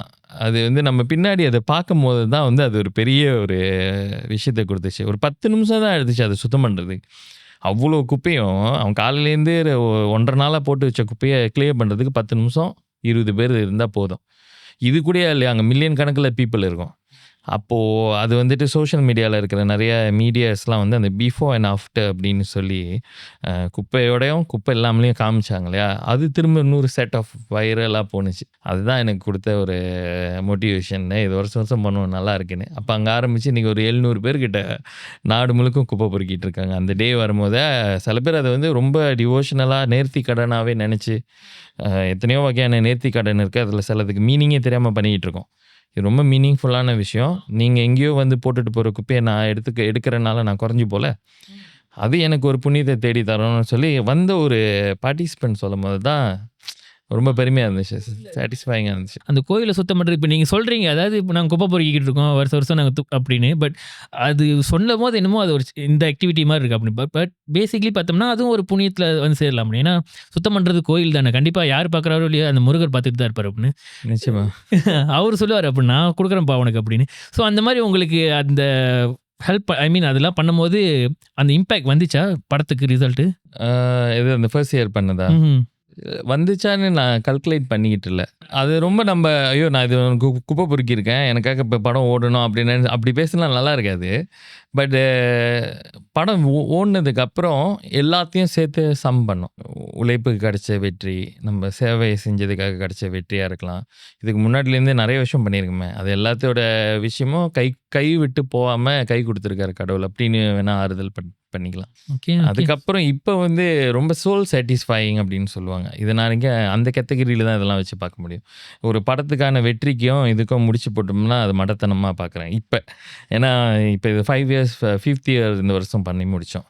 ஸோ இதில் இந்த தடவை வந்து ஒரு தமிழ் ஸ்கூல் அங்கே பத்துகேஃப் தமிழ் ஸ்கூலில் அங்கேருந்து ஒர்க் பண்ணோம். அதில் கிடைச்ச ரீசைக்கிள் மெட்டீரியல்ஸ் எல்லாத்தையும் விற்று அவங்களுக்கே அந்த காசு கொடுத்துட்டு, அப்போ நம்மளுக்கு வந்து என்னென்னா ஒரு திருப்தி கிடச்சிச்சு. ஆத்ம திருப்தி அப்படின்னு சொல்லுவாங்க. அது வந்து இந்த விஷயம் மூலியமாக நான் நிறையா பார்க்குறேன். சில பேர் சொல்லுவாங்க, எவ்வளோ சம்பாதிச்சாலும் சரி, எவ்வளோ வந்துட்டு பெரிய உத்தியோகம், ஸ்டேட்டஸ் இருந்தாலும் நிம்மதி இல்லைன்னுவாங்களே. நான் வந்து தைரியமாக வேணால் எல்லார் முன்னுக்கு நெஞ்ச தூக்கி சொல்வேன், ரொம்ப நிம்மதியான தூக்கம், நிம்மதியாக வந்து ரெஸ்ட் பண்ண முடியும், ஹாப்பியாக இருக்குது. அந்த மாதிரி ஒரு கிளாரிட்டி எனக்கு வந்து இதுக்கு முன்னாடி எவ்வளோ பண்ணியிருக்கோம், கிடச்சதே இல்லை. இப்போது வந்து அந்த ஒரு ஃபீல் ரொம்ப இருக்குது. நம்ம நல்லது பண்ணுறோம், அது வந்து பார்க்கவே தேவையில்லை, யாருமே அப்ரிஷியேட் பண்ணவே தேவையில்லை. நான் உங்களுக்கே தெரியுது அப்படின்னு. ஆமாம், நம்ம குப்பை பொறுக்கும்போது ஒரு வயசானவர் வந்து அந்த குப்பையை அள்ளி போட்டுட்ருப்போம். அவர் கை வச்சு அவரும் சேர்ந்து ஒரு சின்ன உதவி பண்ணிவிட்டு நீங்கள் நல்லா இருக்கணும்னு வேண்டுவார். எங்களுக்கு, எனக்கு மட்டும் இல்லை, எல்லாருக்குமே சொன்னேன். அந்த மாதிரி பிளெஸிங் வந்து யாரால் சம்பாதிக்க முடியும்? நீங்கள் 10 வெள்ளி கொடுத்துட்டு என்ன வாழ்த்துன்னு சொல்லுங்கள், வாழ்த்திடுவான் அவன்? இல்லை, அது அந்த மாதிரி ரேண்டமான ஒரு ஆள்கிட்டேருந்து கிடைக்கிற வாழ்த்து, அதெல்லாம் வந்து அந்த நடுரோட்டில் நம்மளுக்கு கண்ணீரே வந்துடும். ஸோ அது அப்புறம் வந்து அந்த வீசின பழங்கள் இருக்குல்ல, வீசின பழங்கள் இல்லை, வீணாக்கப்படுற பழங்கள், அது எல்லாத்தையும் தூக்கிட்டு போயிட்டு அந்த பக்கத்தில் ஒரு 100 மீட்டருக்கு அந்த பக்கம் குரங்குங்க இருக்கும். நாங்கள் தூக்கிட்டு போய் அந்த குரங்குங்களுக்கு கொடுத்தோம். குரங்குக்கு வாய் இல்லை, ஆனால் அதுவும் வாழ்த்தோன்றது ஒரு நம்பிக்கை வந்துச்சு. ஏன்னா அது அந்த குரங்கு பார்க்குற விதத்துலேயே தெரியும், இவ்வளோ வாழைப்பழமா அப்படின்னு. ஸோ இவங்க பண்ணுற ஒரு தப்புக்குள்ளே நம்ம ஒரு விஷயத்த பண்ணி அந்த புண்ணியத்தை நாங்கள் டைவர்ட் பண்ணிக்கிட்டோன்ற மாதிரி ஒரு ஃபீல். அது கடவுள் நம்பிக்கை ரொம்ப இருக்கோ உங்களுக்கு? கடவுள் நம்பிக்கை வந்து நினைக்கிறேன் சின்ன வயசுலேருந்து நம்மளுக்கு வந்து புகுத்தப்பட்ட ஒரு ஒரு என்ன சொல்லுவாங்க, ஒரு இன்விசிபிள் மேன் கடவுள். ஓகே, ஸோ அவர் இன்னும் தேடிக்கிட்டு தான் இருக்கேன். ஆனால் அந்த தேடுறதுல வந்து அவர் எங்கேயும் ஒரு இடத்துல ஸ்டேஷன் பண்ணி நாக்காலில் உட்காந்துட்டு இதான் என் அட்ரஸ் இங்கே வா அப்படின்னு சொல்கிறக்கூடிய நபர் இல்லை. அவர் வந்து நீங்கள் பண்ணுற விஷயத்து மூலியமாகவே பார்த்துடலாம், சேவை மூலியமாக, சர்வீஸ் ஓரியன்டேட்டடாக. ஸோ அவர் வந்து ஒரு லொக்கேஷனில் இருக்கார், மேலே இருக்காரோ இல்லை மலையில் இருக்காரோ, நான் அப்படி பார்க்கக்கூடிய தன்மையில் இல்லைன்னு நினைக்கிறேன். ஸோ கடவுள் இருக்கார். கடவுள் வந்து இப்போ சொல்கிறாங்க நமக்குள்ளே இருக்காருன்னு. நம்ம செய்கிற தொழிலில் இருக்கார். நம்ம செய்கிற எந்த விஷயத்துலையும் ஒரு சின்சியரிட்டி இருந்தால் அங்கேயும் இருப்பார் அப்படின்ற அப்படி பார்க்குற தன்மைக்கு என்ன மாற்றிக்கிட்டேன். ஏன்னா நிறைய தடவை கடவுள் இல்லைன்னுலாம் யோசிச்சிருக்கேன். இப்போ அப்பா வச்சு செய்வார்ல, அப்போ தெரிஞ்சுக்கோ நீ சத்தியமாக இருக்க அப்படின்னு. இல்லைன்னா இந்த மாதிரி துன்பம் வந்து வாழ்க்கையில் என்ன நம்மளே நோக்கி வருது அப்படின்லாம் சில சமயத்தில் யோசிக்கும் போது நானும் சில நேரம்லாம் யோசிக்கும் போது அது மாதிரிலாம் இருந்திருக்கும். ஐ மீன் கொஞ்சம் வாழ்க்கை கொஞ்சம் நல்லா போயிட்டு இருக்கோம். நம்ம கொஞ்சம் இதுதான் நல்லா இருக்கேன் மேன், நான் ஏதோ ஒன்று செஞ்சுட்டேன் போல இருக்கு, இதுக்கப்புறம் இப்படியே தான் இருக்கும் அப்படின்ற மாதிரி கொஞ்சம் தெனாவுட்டா சுற்றிட்டு இருப்போம். அதுக்கப்புறம் வந்து ஒரு தர்மடி அடிக்கும், கம்பாவத்தோட சுத்தணும். அங்கே வந்து ஒரு தர்மடி அடிக்கும். அப்போ தான் திரும்பி கோயிலுக்கு போகிறது. அப்புறம் திரும்பி போயிட்டு சாமி கிட்ட, சாமி என்ன சாமி அப்படி, அப்போ அதை நினைக்கும் இப்போதாண்டி ஒன்று இப்படி பண்ணாதான் வர அப்படின்னு. ரைட்டு. இல்லை நான் வரமாட்டேன் அப்படின்னு. என்ன முதல்ல சொன்னீங்களே ப்ரோ, அந்த எனக்கு இந்த கம்யூனிட்டி மேலே ஏற்கனவே ஒரு அக்கறை இருக்குது. Like I do more activities. அது லைக் சின்ன வயசுலேருந்தே வந்தது, சைல்ட்ஹுட்லேருந்தே லைக் அப்பா கிட்டேருந்து. தேவார வகுப்பு எங்கள் ஊர்லலாம் வந்து கம்பூங்கில் வந்து பண்ணுவாங்க. எங்கள் ஊர்னா லைக் எங்கே? கம்பூங்க. நான் வந்து கேரளா, ஸ்லாங்கூரா? நான் கேரளா தான். கேள்தான். கேரளில் வந்து தனாராம் வீடுங்க அதெல்லாம். இப்போ எல்லாம் இடித்து பிபிஆர்லாம் கட்டிட்டானுங்க. ஸோ கம்பூங் ஸ்ரீண்டா அப்படின்னு சொல்லிட்டு. ஸோ அங்கே வந்து சம்மந்தமே இல்லாத ஏதோ ஒரு இடத்துலேருந்து ஒரு அண்ணன் மோட்டர் பைக்கில் வந்துட்டு கோயில்லையும் வீட்லேயும் உட்காந்துட்டு தேவாரம் கற்றுக் கொடுத்துட்ருப்பாரு. அவர் தேவாரம் கற்றுக் கொடுக்குறதுல கூட எனக்கு இன்ட்ரெஸ்ட் இல்லை. அவர் போய் ஏன்னா அதெல்லாம் பக்ஸை பண்ணி தான் அனுப்பி விடுவாங்க. வெள்ளிக்கிழமை 1 hour அங்கே போய் சாகணும். அது என்னத்துக்கு படிக்கிறோன்னே தெரியாத நான் பாடுவோம். ஆனால் அவர் என்ன சொல்லுவாருன்னா, அந்த 1 hour கிளாஸில் 45 நிமிஷம் தேவாரம் பாடிட்டு இப்போ கடைசி 15 நிமிஷம் கதை சொல்லுவார். அந்த கதை தான் நினைக்கிறேன் என் வாழ்க்கையை மாற்றினுச்சு. அவர் சொன்ன கதைகள் அத்தனையுமே வந்துட்டு சம்திங் டு டூ வித் உன்னோட சிந்தனை. நீ யார், இந்த கம்யூனிட்டி என்ன பண்ணுது, இந்த கம்யூனிட்டிக்கு நீ என்ன செய்யலாம். அந்த கதை சொல்லிவிட்டு விளக்கமும் சொல்ல மாட்டார், கிளம்பிடுவார். ஸோ அங்கேருந்தே வந்து ஒரு குழப்பம் வந்துருச்சு எனக்கு. அதுக்கப்புறம் ஒரு தடவை ராஜராஜ சோழன் கதையை சொல்லிவிட்டார். இந்த ஊருக்கு ஒரு ராஜராஜன்னா ஒரு தமிழ் மன்னன் வந்திருக்காரு அப்படின்னு சொன்னோன்னே அப்போ தேட ஆரம்பித்தேன். நம்ம யார், நம்மளோட அடையாளம் என்ன. அப்போ கடைசியாக பார்த்தா நம்ம ஒண்டி தான் தேடிட்டு இருக்கோம். மற்ற யாருக்குமே அதை பற்றின இன்ட்ரெஸ்ட்டும் இல்லை, நம்மளை சுற்றி இருக்கிற யாருக்குமே அது தெரியல. அப்போது தெரியாததுனால தான் இவங்க இந்த மாதிரி வழி தவறி போகிறாங்களா, இல்லை இப்படி ஒரு மாதிரி மெத்தத்தன்மையாகவே இருக்காங்களா அப்படின்ற ஒரு குழப்பம்லாம் இருந்துச்சு. So it started the I think. அதோட அந்த சேவை மனப்பான்மை வந்துருச்சு எனக்கும். ஏன்னா எங்கள் ஊருக்கு ஒரு அண்ணன் மோட்டர் பைக்கில் வந்து தேவர கிளாஸ் நடத்துகிறதுனால நானும் மோட்டர் பைக்கில் எங்கேயாச்சும் போகலாம் அப்படின்னு ட்ராவல் பண்ணேன். அது என்னை நாடு முழுக்க கூட்டிகிட்டு போயிடுச்சு. டூ யூ திங்க் தட் இப்போ உள்ள ஜெனரேஷனுக்கு இதோட டச், இதோட லைக் இப்போ அந்த காலத்தில் உள்ளவங்கலாம் எனக்கு தெரிஞ்சு கிட்டத்தட்ட தேங்க்ஸ் டு தமிழ் சினிமாவும் சொல்லலாம். இப்போ 1991 நான் பிறந்தது, அந்த ஏரியாவில் உள்ள பிள்ளைங்கிட்டலாம் கேட்டிங்கன்னா ராமாயணம்லாம் கிட்டத்தட்ட எல்லாருக்கும் தெரியும். மகாபாரதம் தெரியும். மகாபாரதம் கொஞ்சம் கஷ்டம் தான் போல. பட் அட்லீஸ்ட் பேசிக் இந்த சாமி கதைகள்லாம் நம்மளுக்கு தெரியும். திருவிளையாடல் பார்த்துருப்போம். இதெல்லாம் பார்த்ததுனால சிவன்னா இப்படி, இதனால தான் என்னது பிள்ளையாருக்கும் முருகனுக்கும் சண்டை வந்துச்சு, அந்த பல கதை அதெல்லாம் தெரியும். ஆனால் இப்போ உள்ளவங்களுக்குலாம் எதுவுமே தெரியாதுன்னு நினைக்கிறேன். அந்த மாதிரி ஒரு டச் விட்டு போச்சு அப்படின்னு. உங்களுக்கும் அதே ஃபீல் இருக்கா? டச்சு விட்டு போய் பல வருஷம் ஆயிடுச்சு. நம்ம வந்து அது மல்லு கட்டலை. இந்த டச்சை எடுத்துகிட்டு வந்து இவங்ககிட்ட திணிக்கணும் அப்படின்ற அதெல்லாம் வந்து நம்மளோட கடமையும் இல்லை. நான் என்ன நினைக்கிறேன்னா, இப்போது உங்கள் அப்பா பேர் என்ன, உங்கள் தாத்தா பேர் என்னன்னு கேட்டால் அங்கேயே நம்மளுக்கு தடுமாற்றம் வந்துடும். தாத்தாக்கு அப்புறம் வந்து தாத்தா பேரே சில பேருக்கு டவுட்டு, தாத்தாக்கு அப்புறம் உள்ள பேர் வந்து யாருக்குமே தெரியாது. ஸோ இது தெரிஞ்சு வச்சுக்கணுமா அப்படின்னு யாராச்சும் கேட்டானா அவசியம் இல்லை, தெரிஞ்சு வச்சுக்கணுன்ற இம்பார்ட்டன்ஸ் இல்லை. ஆனால் தெரிஞ்சுக்கிட்டா நீ இன்னாருன்றது உனக்கு புரிஞ்சிச்சுன்னா, நீ எதை ரிப்ரசன்ட் பண்ணுற அப்படின்ற ஒரு அடையாளம் உனக்கு விளங்கிருச்சுன்னா, நீ சில விஷயங்கள்லேருந்து உன்னை தவிர்த்துருவேன்னு நான் பார்க்குறேன். கெட்டது செய்கிறதுக்கே வந்து ஒரு 10 தடவை யோசிப்பாங்க. எனக்கு முன்னாடி இருந்தவன் வந்து ஒன்றுமே இல்லாத காலகட்டத்தில் அவன் அவ்வளோ விஷயம் பண்ணியிருக்கானே. அவன்கிட்ட பிறந்த அதே பிளட் லைனில் வர நான் இவ்வளோ சொஃபிஸ்டிகேட்டடாக இருக்கும்போது ஒன்றுமே பண்ணலேன்ற ஒரு குற்ற உணர்ச்சி வரும். அது எல்லாரையும் தாக்காது, 10ல் ஒரு ஆளை தாக்கும். உங்களுக்கு அந்த மாதிரி தாக்குனனால தான் நான் இங்கே நிற்கிறேன்னு நினைக்கிறேன். ஸோ இவங்க எல்லாருமே சோழர்கள் பற்றியோ இவங்க எல்லாருமே பாண்டியர்கள் பற்றி படித்து கரைச்சி குடிச்சிருந்தாங்கன்னா மேபி என் படத்தில் வந்து பெருசாக அவங்களுக்கு வாவ் ஃபேக்டர் இருந்திருக்காது. ஏன்னா அந்த செகண்ட் ஹாஃபில் வந்து அதெல்லாம் சொல்ல வரும்போது தான் அப்படி பார்த்தாங்கன்னு நினைக்கிறேன். ஏன்னா அவங்க ஏதோ ஒரு மல்லிகான்னு ஏதோ ஒரு பிள்ளையை ரேப் பண்ணிட்டாங்க, அந்த ரேப் பண்ண பிள்ளையை வந்து ரிவெஞ்ச் பண்ண போகுது அப்படின்ற ஒரு ப்ரெடிக்ஷனில் இருக்கும் போது இன்னும் ஒரு லெவல் மேலே எல்லாம் வரலாறு அது இது புராணங்கள்லாம் திணிக்கப்படும் போது நாம் இன்னமும் பெரிய அறிவுஜீவி மாதிரி நம்மளை பார்க்குறாங்க. நீ படிச்சிருக்கலாம், உனக்கும் வந்து அந்த எக்ஸஸ் இருக்குது, இன்டர்நெட்லேயும் அதுலேயும் இருக்குது, நீ படிக்காததுனால அதை வச்சு நான் காசு பார்த்துட்டேன்னு நினைக்கிறேன். அவ்வளோதான். So something like that. நம்ம வந்து சொல்லும் போது அது ஒரு 10 பேரை தாக்கும்னு நினைக்கிறேன். அந்த 10 பேருக்கு வந்து அவங்க லைஃப்பில் வந்து ஏதாவது ஒரு மாற்றம் வரும். ஸோ உங்களுக்குள்ள வந்த மாற்றங்களுக்கு காரணம் இதெல்லாம். இது நீங்கள் எப்போ when you went and search all these stories அப்படின்னு சொல்லாமா? ஆமாம், நான் 16 வயசில் வந்து ராஜராஜ சோழனுடைய கதையை கேட்டுட்டு ஃபம்ஃபோவில் நம்மளுக்கெல்லாம் ஹனிமூன் இயர்னு சொல்லப்படும். அந்த ஃபம்ஃபோவில் தான் அதே ஹனிமூன் இயரில், ஏன்னா படிப்பே இருக்காது. அப்போ போனேன் கிடாக்கு. எனக்கு சொந்தக்காரங்க யாருமே இல்லைங்க. கிடாவில் போயிட்டு லம்பா பூஜாங்கு போனது இதுதான். என்னடா இடம் அது, அங்கே என்னடா இருக்குது பார்த்தா விநாயகர் சிலை இருக்குது. ஸோ எனக்கு அது வரைக்குமே வந்து படிக்கணுன்ற இன்ட்ரெஸ்ட் இல்லை அதை பற்றிலாம். விநாயகர் நான் வழிபடுற ஒரு கடவுள்.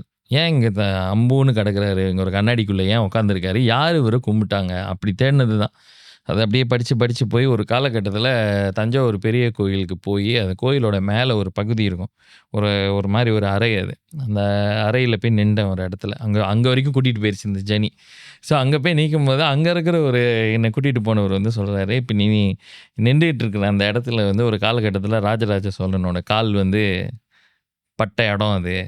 ஏன்னா இந்த கோயில் அவனோட தானே, அவன் கோயில்னா அது வந்து அவனோட ரூமு, நீ அவன் ரூமில் நிற்கிற அப்படின்னாங்க. ஸோ எனக்கு அன்றைக்கி எப்படி இருந்துச்சுன்னா, இத்தனை வருஷம் நம்ம தேடினதுக்கு பாரு அவன் மிதித்த இடத்துக்கு வந்து நம்மளை கூட்டிகிட்டு வந்து நிற்க வச்சிருச்சு அப்படின்னு. தேடல் இவ்வளோ தூரம் வந்திருக்கு அப்படின்னு அது கூட்டிகிட்டு போவோம். ஐ மீன் அந்த தஞ்சாவூர் வரைக்கும் மட்டும் உங்களை கூட்டிகிட்டு போகலன்னு நினைக்கிறேன். You went to that. அந்த பிரிட்டிஷ் மியூசியம் போயிட்டு அந்த சோழர்களோட அதுக்கு பேர் அதுக்கு பேர் என்ன சொல்லுவாங்க, அது கொப்பர் பிளேட்டு. பட் அது லைக் ஓலைச்சுவடின்னு சொல்ல முடியாது அப்படின்னு. ஓலைச்சுவடி வந்து பேப்பரில் இருக்கும், இது வந்து கொப்பரில் தமிழ் பேர் வந்து செப்பேடு. செம்பில் செய்யப்பட்ட ஒரு ஏடு. ஏன்னா இந்த படிக்கும் போது இந்த தரவுகள் எல்லாமே வந்து தமிழ்நாட்டில் இந்த மியூசியமில் இந்த கோயிலில் இங்கே இருக்குது எல்லாமே தெரியும். அதில் ஒன்று இருக்குது, அந்த ஒன்று ரொம்ப ஸ்பெஷல். அந்த ஸ்பெஷலானது வந்து இங்கே இல்லை, நெதர்லாண்ட்ஸில் இருக்குது. ஸோ நெதர்லாண்ட்ஸில் இருக்குன்னு ஒரு 10 வருஷம் முன்னாடியிலேருந்தே படித்து என்னோடய டாக்ஸில் எல்லாமே சொல்லுவேன். அது இன்டர்நெட்லேயே இருக்குது அதோட டீட்டெயில்ஸ் எல்லாமே. பட் அது கண்ணில் பார்த்தா இருக்கிற ஒரு ஆச்சரியம் வேறு மாதிரி இருக்கும் இல்லையா. என்ன இருக்குன்னா, இத்தனை மில்லியன் பேர் இருக்கும், இத்தனை மில்லியன் தமிழர்களும் இங்கே வந்து கடாரம்னு கூவுறோம் நம்ம தானே. அதுதான் நம்மளுக்கு ஒரே ஐடென்டிட்டி. இப்போ பூச்சாண்டி ஐடென்டிட்டின்ற மாதிரி கடாரம் வந்து இங்கே இருக்கிறவங்களுக்கு ஷோ ஆஃப் பண்ணிக்கிறதுக்கு, இல்லை ஒரு ஆணவத்தில் பேசணும்னா கடாரம் இருக்குது. இதை எங்கேயாச்சும் எழுத்தில் என்கிட்ட காட்டுங்க, எங்கே இருக்குது, எங்கே எழுதியிருக்கீங்க? நெதர்லாண்ட்ஸில் இருக்குது, அந்த ஏட்டில் இருக்குது. ஸோ படிச்சிட்டோம், அதை பார்த்துட்டா ஒரு பாஸாக இருக்குமே அப்படின்றதுக்காக போனேன். ஸோ அதில் கடாரம் அப்படின்ற அந்த மன்னரோட பேர் இதெல்லாம் எழுதியிருக்கும். ஸோ இது ராஜேந்திர சோழன், ராஜராஜ சோழன் 2 காலகட்டத்தில் இருந்து அவங்களோட குறிப்பில் இருக்குது. அப்போ நம்ம சொல்லலாம் 1000 வருஷத்துக்கு முன்னாடி இந்த ஊருக்கு இந்த பேர் இதுலேருந்து வந்துச்சுன்னா, one of the strongest evidence நெதர்லாண்ட்ஸில் இருக்குது. நல்ல வேலை அங்கேயே இருக்குது அப்படின்னு. ஆமாம், இங்கே இருந்திருந்து அது இருந்திருக்காது போல அப்படின்னு நம்மளோட இன்னும் பத்திரமா பயபக்தியோடு அதை பார்த்துக்கிட்டு இருக்காங்க. அதில் தமிழ்லையா எழுதிருந்துச்சு, நம்மளால் வாசிக்க முடியாது இந்த தமிழ். அது இன்டர்நெட்டில் வந்து டிரான்ஸ்லேட் பண்ணி வச்சுருக்காங்க. நீங்கள் அங்கேயே சும்மா கரங்கன் மாதிரி படிக்கலாம் அதை, எந்த பேஜ் எதுன்னு. ஆனால் அது ரியலாக ஒருத்தரை பார்த்துட்டா தொட்டா அது ஒரு வேறு ஃபீல் தானே. தொட விடுவாங்க அப்படின்னு நாங்கள் தொட்டோம். ஓகே. அது ஸ்பெஷல் பெர்மிஷன் எடுத்து பார்க்கணுமோ அது? ஆமாம், அது பெர்மிஷன் கேட்கணும். ஏன்னா அது காப்பர்னால அது வந்து ஒரு மாதிரி டேமேஜ் ஆகிறதுக்கு வாய்ப்பு இருக்குது. ஸோ அது ரொம்ப ஏர் டைட் சென்சிட்டிவிட்டியோட அதுக்கு என்ன சொல்லுவாங்க, அந்த மாய்ஸ்ட்லாம் இல்லாமல் அதை பாதுகாத்துக்கிட்டு இருக்காங்க. அவங்ககிட்டே இருக்கட்டும், அதான் நல்லதுன்னு நினைக்கிறேன் அப்படின்னு. ஆமாம், நம்மகிட்ட வந்துச்சுன்னா 5 அடியில் போட்டுருவோம். சில நேரம் மற்றவங்ககிட்ட இருக்கும்போது தான் அந்த விஷயத்துக்கு இன்னும் நல்ல மரியாதை இருக்கும் அப்படின்னு. படம் வந்து நீங்கள் வந்து நினைக்கிறேன் யூ மேட் இட் இன் 2020 பூச்சாண்டி பண்ணி நீங்கள் ரிலீஸ் பண்ணுறதுக்கு முன்னுக்கு ஒரு சில வருஷங்கள் இருந்துச்சு தான் அப்படி. ஏன்னா பெண்டமிக்னால அண்ட் தென் பிஃபோர் தட் அந்த நீங்கள் சொன்ன மாதிரி மலேசியா படம், ஐ மீன் இந்தியாவிலே இந்த படம் வரதுனால அதோட டேட்ஸும் எஃபெக்ட் பண்ணுறதுனால இந்த மாதிரி சில விஷயங்கள்னால தள்ளி போணுச்சு அப்படின்னு. அந்த பீரியட் உங்களுக்கு எப்படி இருந்துச்சு ப்ரோ? கோவிட் வர வரைக்குமே எந்த பயமும் இல்லை. இன்றைக்கி வந்துடும், நாளைக்கு வந்துடும், நாளானிக்கு வந்துடும். கோவிட் வரும்போது என்னை சுற்றி இருக்கிற 2-3 பேர் பக்குன்னு போனாங்க. அப்போ தான் நினச்சேன், நம்ம கடைசி வரைக்கும் படம் செஞ்சதே ஒரு படம், அந்த படத்தை தேட்டரில் பார்க்கறதுக்குள்ளே செத்து போயிடுவோம் போல இருக்கு அப்படின்ற மாதிரி ஒரு ஃபியர் இருந்துச்சு. ஏன்னா 2-3 தடவை வந்து டேட் கொடுத்தாங்க. ஏன்னா லாக்டவுன் இருக்கும், அப்புறம் டேட் கொடுத்துருவாங்க, நம்மளும் மார்க்கெட்டிங் பண்ணி ப்ரொமோஷன்லாம் பண்ணுவோம், திரும்ப லாக்டவுன். ஸோ அந்த டேட் வந்து தள்ளி போய் கடைசியில் 2022 வந்து டேட் ஒன்று கொடுத்தாங்க. நான் நம்பவே இல்லை, இப்போ திரும்பவும் லாக்டவுன் போடுவீங்கன்னு சொல்லிட்டு ரொம்ப ரிலாக்ஸாக இருந்தோம். பார்த்தா வெளியே ஆயிடுச்சு படம். ஓகே. பட் அந்த வெயிட்டிங் பீரியட்ல வந்து லைக் உங்களுக்கு லைக் ஒரு விஷயம் நம்ம பண்ணியிருக்கோம். அது வராதப்ப நம்மளுக்கு எனக்கு என்னமோ மட்டும் மன உளைச்சல் இல்ல. நான் உலகமே மன உளைச்சல்ல இருந்துச்சுல்ல அந்த 2 வருஷம். பட் உங்களுக்கு இன்னும் எக்ஸ்ட்ரா ரீசன் இருக்கு மன உளைச்சல். எனக்கு வந்து உளைச்சலை விட நான் அவசரமா ஒரு வேலை செஞ்சிருக்க வேண்டிய ஒரு படத்தை ரொம்ப டைம் கொடுத்துச்சு. இந்த படத்தை ஒழுங்கா பாலிஷ் பண்ணு. அப்படிதான் நான் நினச்சிக்கிட்டேன். அந்த பெண்டமிக் வரலனா மேபி நாங்கள் வெளியாக்கின வெர்ஷன் உங்களுக்குலாம் பிடிச்சிருக்குமா இல்லைன்னு எனக்கு அப்ப தெரியல. இது அந்த வெயிட்டிங் பீரியட்ல நீங்க ஒன்றும் ஃபைன் பண்ணீங்க. நிறைய பண்ணுறதுக்கான வாய்ப்பு கிடச்சிச்சு. ஸோ படத்தை ஒரு 100 தடவை 100 பேருக்கு போட்டு காமிச்சு 100 பேருமே சொன்ன ஒரு மிஸ்டேக்ஸு, நாம் ஐடென்டிஃபை பண்ண முடியாதது, லெங்க்த்து, படம் வந்து ரொம்ப ஒன்று சொல்லுங்க அந்த மாதிரி இந்த பெண்டமிக் டைம்ல நீங்க மாத்தினது. மாற்றினதுன்னா இல்லை வெட்டுனது, படத்துலேருந்து ரிமூவ் பண்ணது நிறைய விஷயங்கள் இருக்குது. நான் சில டிலீட்டட் சீன்ஸ் கூட என்னோடய பேஜஸில் ஏற்றினேன். அதெல்லாம் வந்து இப்போ அந்த ஏன்னா தமிழ்நாட்டிலேருந்து வந்த ஒரு ஜேர்னலிஸ்ட் இருப்பாங்க. அந்த ஜேர்னலிஸ்ட்க்கு ஒரு ஃப்ளாஷ்பேக் சீன் தமிழ்நாட்டில் ஷூட் பண்ணது இருக்குது. அதில் அது ஒரு 20 மினிட்ஸ் போர்ஷன். அவன் யார், அவன் எதுக்காக எந்த ஊருக்கு வந்தான் அப்படின்னு கதை சொல்லுவான். அது ட்ரெயினில் போகும்போது நடக்கும். அது அப்படி கொஞ்சம் வாய்ஸ் ஓவர்ல கொஞ்சோண்டு தான் இருந்துச்சு. அதை வெட்டிட்டோம்.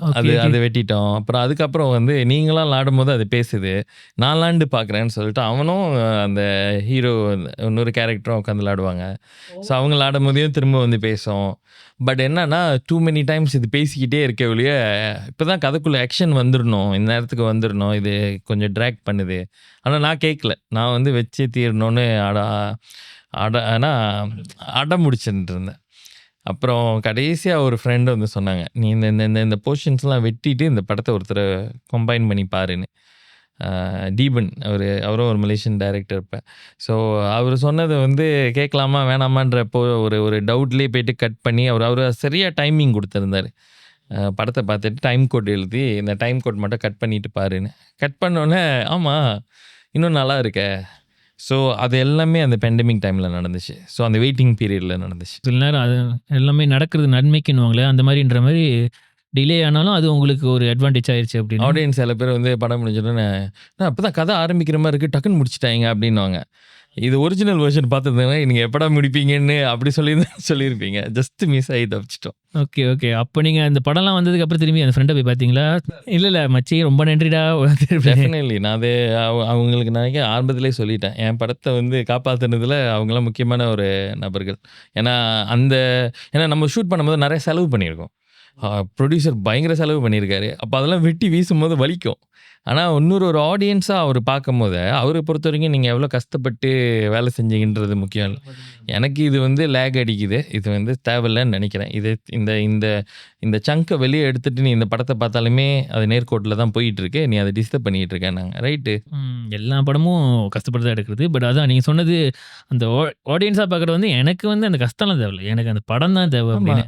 அண்ட் வந்தாச்சு, படம் வந்துருச்சு, ரிலீஸ் ஆயிடுச்சு, பெரிய ஹிட் ஆயிடுச்சு அப்படி இப்படின்னு அண்ட் லைக் நீங்கள் சொன்ன மாதிரி உங்களுக்கு ஒரு ஐடென்டிட்டி கொடுத்துருச்சு. ஓகே, இப்போ இந்த கலை உலகத்தில் நம்மளும் ஒரு பேர் சொல்கிற அளவுக்கு நம்ம வந்துட்டோம். அண்ட் தென் மீகா அவார்ட்ஸ்லாம் வந்துச்சு, நிறைய அவார்ட்லாம் வாங்கினீங்க, எல்லாமே இருக்குது. இது எல்லாமே நார்மலாக இருக்குது. ஆனால் இன்னமும் நான் பார்க்குறது வந்து ஒரு பொதுவாக ஒரு நார்மல் ஈவென்ட் நடக்குதா, இல்லை ஒரு பொதுவான இந்த குரூப் ஆஃப் ஆர்டிஸ்ட்லாம் இருக்காங்களா, அந்த இடத்துல வந்து ஜேகே விக்கியே பார்க்க முடியாது. அவர் வந்து எப்பயுமே அந்த காமன் அந்த இண்டஸ்ட்ரி பீப்புள் கூட அவ்வளோ இருக்காத மாதிரியே இருக்கு அப்படின்னு. அப்படிதானே? அவங்களாம் அப்படி ஒரு கை இல்லை இப்போ நான் பேர்லாம் சொல்லணும்னா அப்படின்னு நிறைய பேர் இருப்பாங்க. கலைஞர்களா? இல்லை, ரொம்ப நாளாவே இங்கே இருக்கிற மூத்த கலைஞர்கள்னு வச்சுக்கோமா, அவங்களாம் வந்து இந்த சீனியர் ஆர்டிஸ்ட், இவங்கலாம் வந்து இந்த ரொம்ப வருஷமாக இங்கே இருக்கிறவங்க, லைக் இண்டஸ்ட்ரின்னா நாங்களாம் வந்து அந்த மெயின் ஃபர்ஸ்ட் லெவல் ஹைராக்கியில் இருக்கவங்க அந்த மாதிரி அப்படின்னு. இப்போ வந்து நீங்களும் ஒரு ஹிட் படம் கொடுத்துட்டீங்க, நீங்களும் அந்த ஹைராக்கியில் போய் சேர்ந்துடலாம். Actually part of the group அப்படி எலிட் குரூப்பில் நம்மளும் வந்துட்டோம் அப்படின்ற மாதிரி. ஆனால் நீங்கள் வந்து ஒரு ஸ்டெப்பு தள்ளியே இல்லை நான் இதெல்லாம் வேணாம் நான் அப்படின்ற மாதிரியே இருக்க அப்படின்னு. தெரிலன்றத விட நான் வந்து என்ன நம்புகிறேன்னா, இங்கே இருக்கிற இங்கே மட்டும் இல்லை, எல்லா ஊர்லேயுமே பார்த்தீங்கன்னா சினிமாக்காரவங்க அப்படின்னு நீங்கள் வகைப்படுத்துகிறவங்க எல்லாமே ஒரு கிளானாக இருப்பாங்க. ஒரு கிளான்னா அந்த கிளானுக்கு நடுவில் இருக்கிறது வந்து ஐடியாலஜி. இப்போ தமிழ்நாட்டில் பார்த்தீங்கன்னா ரஞ்சித் அண்ட் கேங் அப்படின்னு இப்போ நீங்கள் சொல்கிறோம் இல்லையா? ஸோ அவங்க வந்து ஒரு ஐடியாலஜியை பேஸ் பண்ணனால அந்த ஐடியாலஜிலாம் யாருக்கு ஒத்து வருதோ அவங்கெல்லாம் ஒரு கூட்டமாகிடுவாங்க. நடிகர்களும் சரி, டெக்னீஷியன்ஸும் சரி, எல்லாருமே ஒரு கூட்டத்துக்குள்ளே வந்துடுவாங்க. இப்போ வெற்றிமாறன் ஏன் சொல்கிறோம், அவங்களுக்குன்னு ஒரு சர்க்கிள் இருக்கு இல்லையா? அது ஒரு ஐடியாலஜி பேஸ் பண்ணுது. ஸோ இங்கே வந்து நாங்கள் ஆரம்ப காலகட்டத்திலேயே ஒரு ஐடியாலஜியை வந்து பிடிக்க ஆரம்பிச்சிருச்சு எங்களுக்கு. தமிழ்நாட்டு சாயல் இருக்கக்கூடாது, காலிவுட்டோடைய வாசம் வீசுகிற படங்களை செய்ய வேணாம், அப்புறம் உறுதிமொழி எடுக்கிற மாதிரி நான் வந்து கற்றுக்கிட்ட சினிமாவில் இருக்கிற ஒரு 4-5 பேர் அப்படி ஓதுனாங்க காதில். நம்ம ஊர் ஐடென்டிட்டியும் நம்மளோட லாங்குவேஜையும் நம்ம பேசுகிறதுக்கு தயக்கம் காட்டக்கூடாது. இதில் ஹீரோ வர்ஷிப்புக்கு வந்து 100 படம் இருக்குது. ஹீரோ வர்ஷிப் இல்லாமல் நம்மளோட சொந்த கதையை மட்டுமே காட்டக்கூடிய தன்மை யாருக்கு இருக்குது அப்படின்லாம் பேசும்போது எனக்கு அது ரொம்ப பிடிச்சிருந்துச்சு. ஏன்னா நீயும் இந்த ஊரோட கதை சொல்லலைன்னா வேறு யார் சொல்ல போகிறா? நீயும் வந்துட்டு இங்கே பண்ணுவானுங்க சில பேர், லுங்கி கட்டிக்கிட்டு ஆமா ஆமா பொட்டி கடை செட்டப் போட்டு லுங்கி கட்டிக்கிட்டு அங்கே உட்காந்துட்டு டீ அடிங்க, தண்ணி அடிங்க. இது எங்கேந்திரா என்கிட்ட ஒரு கடை காட்டுங்க அந்த மாதிரி இல்லை. ஸோ அதுதான் சொல்கிறேன், அது வந்து என் ஐடென்டிட்டி இல்லைல்ல. ஸோ அதுலேருந்து விலகி என் ஐடென்டிட்டியை நான் வர்ஷிப் பண்ணுற மாதிரியோ இது பண்ணும். ஸோ அதனால நாங்களே ஒதுங்கிக்கிட்டோம்னு நினைக்கிறேன். அப்படியே ஒதுங்கி எங்களுக்கே ஒரு பேர் கொடுத்துட்டாங்க, இவனுங்கிட்ட போனால் நம்மளை பிரெயின் வாஷ் பண்ணிடுவாங்க அப்படின்ற மாதிரி. ஸோ எங்களுக்குலேயும் ஒரு மிகப்பெரிய வெறுப்பு இருந்துச்சு ஆரம்பத்துலேருந்து. மலேசியா கலை உலகத்தை பார்க்கும் போதெல்லாம் வந்து உங்களுக்கு இண்டஸ்ட்ரி மேலேயா இல்லை இண்டஸ்ட்ரி மேலேயா இருக்கலாம், டிவி ஸ்டேஷன் மேலே, இங்கெல்லாம் மிகப்பெரிய ஆர்ப்பாட்டங்கள் போராட்டங்கள்லாம் பண்ணியிருக்கோம். எதுக்குன்னா அந்த ஐடென்டிட்டி போராட்டம் தான். நீ அதிகாரத்தில் இருக்கிறவங்களும் சரி, அந்த ஸ்பேஸ் உள்ளவங்க, பிளாட்ஃபார்ம் உள்ளவங்க யாருக்குமே வந்து இன்னும் அந்த சிந்தனை இல்லை. நான் வந்து எனக்காக போராடல, நான் வந்து எதை பார்த்து ஆத்திரப்பட்டேன்னா, உதாரணத்துக்கு அன்றைக்கி காலகட்டத்தில் ஆர்டிஎம்மில் டாக்கி அண்ணனோட பாட்டு வந்து போட முடியாது. டாக்கி அண்ணன் என் சொந்தக்காரவங்களா, ஆனால் அவங்க பாட்டு போட முடியாதுன்னு சொன்னதுக்கான காரணம் அவங்க சொல்லும் போத எனக்கு வந்து இவனுங்க யாரா மடையனுங்க மாதிரி யோசிக்கிறாங்க அப்படின்னு தான் தோணுச்சு அந்த காலகட்டத்தில். நான் இப்போ சினிமாக்குள்ளேயே இல்லை, ஒரு நாடே கொண்டாடிக்கிட்டு இருக்கிற ஒரு கலைஞனோட பாட்டு, அவன் பாய்க்கிற வரிகள் வந்துட்டு தமிழ்லையே இல்லை, அது வந்து நியாயமாக இல்லை, இன்னமும் சென்சர் பண்ணி அதை பாட்டை போட மாட்டேன்ட்டாங்களாம். ஆனால் 100 வருஷத்துக்கு முன்னாடி செத்து போனவரோட பாட்டை கூட அவங்க இன்னும் போட்டு ரீல் தேயிற வரைக்கும் ராத்திரியும் காலையிலையும் தூங்க வச்சுருவாங்க போட்டு. ஆமாம் தானே? ஸோ அது எந்த வகையில் நியாயம்? இப்போ இத்தனை வருஷம் கழிச்சு தமிழ்நாட்டில் போயிட்டு அங்கே டாக்கி எண்ணெயில் எத்தோ பண்ணோன்னே இன்றைக்கி எல்லாரும் தலைக்கீழாக குதிச்சிக்கிட்டு இருக்கோம். ஸோ இங்கே கலையை சப்போர்ட் பண்ணுறவங்கள நான் இன்னும் சொல்லலை. ஆனால் ஏன் நம்மளோட சொந்த ஐடென்டிட்டியை நம்மளால் வந்துட்டு ரசிக்க முடியலன்னு சில பேர் சொல்கிறாங்க. அவங்கள வந்து ஒதுங்கிடுவோம், அப்படி ஒதுங்கினால ஒதுக்கிட்டாங்கன்னு நினைக்கிறேன். அப்படி தான் இந்த ஐடியாலஜி படி தான் என்ன ஒதுக்குறதுலாம் நீங்கள் ஒரு டாப்பிக்காக பேசுகிறீங்க. என்னோட ஜாமாவனுங்களே ஒதுக்கி வச்சுருக்காங்க இந்த இண்டஸ்ட்ரியில். ஐ மீன் உங்களை ஒதுக்குனதும் ஒரு டாபிக் தான். பட் என்னோட கேள்வி என்னன்னா, உங்களை ஒதுக்கப்பட்டதா இல்லை நீங்களே ஒதுங்கிக்கிட்டீங்களா? நானே ஒதுங்கிட்டேன்றது தான் நான் நினைக்கிறேன். நம்ம வந்து ரொம்ப தெளிவாக இருந்தேன். சில பேர் கூடலாம் நான் அசோசியேட் பண்ண விருப்பப்படல. சில பேர்கிட்ட வந்து அவங்க அந்த கலை தாகமோ அந்த ஐடென்டிட்டிக்காக போராடிட்டு இருக்கிறவங்க கூட நான் வந்து என்றைக்குமே கை கோர்த்து நிற்கணும் அப்படின்னு நினச்சது. ஸோ இப்போ உங்கள் ஐடியாலஜின்னு அப்படின்னு சொல்கிற போது உங்கள் ஐடியாலஜி கூட சப்போர்ட் பண்ணுற உங்கள் டீமில் யார் இருக்காங்கன்னு நினைக்கிறீங்க நீங்கள்? என் டீமில் யாரும் இல்லை, வருவாங்க அடிக்கடி காண போயிடுவாங்க எல்லாரும். தாக்கு பிடிக்க முடியலன்னு நினைக்கிறேன். சரி, நான் இன்னைக்கு இருக்கிற ஜெனரேஷன், நானே ஒரு பூமர்னு நினச்சிக்கிட்டு பேசுகிறேன். அன்னைக்கு இருந்த பொறுமை இன்னைக்கு யாருக்குமே இல்லை. அன்னைக்கு இருந்த குரு பக்தின்றது இன்னைக்கு யாருக்குமே இல்லை. இல்லைன்னா இருக்குன்னு எவனாச்சும் வாதாடினாலும் எங்கள் லெவலுக்கு இல்லைன்னு நான் நம்புகிறேன். என் ஃப்ரெண்ட்ஸ் வந்து நாங்களாம் ஒரு பேச்சுலர் வீட்டில் இருந்தோம். நான் சிகரெட் அடிக்க மாட்டேன், தண்ணி அடிக்க மாட்டேன். ஆனால் என் ஃப்ரெண்ட் எல்லாமே பண்ணுவானுங்க. எங்கள் அப்பா வாரத்தில் ஒருத்தர் ஸ்பாட் செக் பண்ணுறதுக்கு வருவார். அவர் மோட்டரில் வரும்போத அவன் வந்து நான் வந்து அவரோட மகன், நான் பயப்படலாம். ஆனால் என் ஃப்ரெண்டு வந்து டக்குன்னு எங்கள் அப்பா வந்தாருன்னா சிகரெட்டு தூக்கி விட்டு ஓடுவான், இல்லை கையை இறக்கிடுவான், பின்னாடி மறைச்சிட்டு அப்படியே நடந்து போவானுங்க.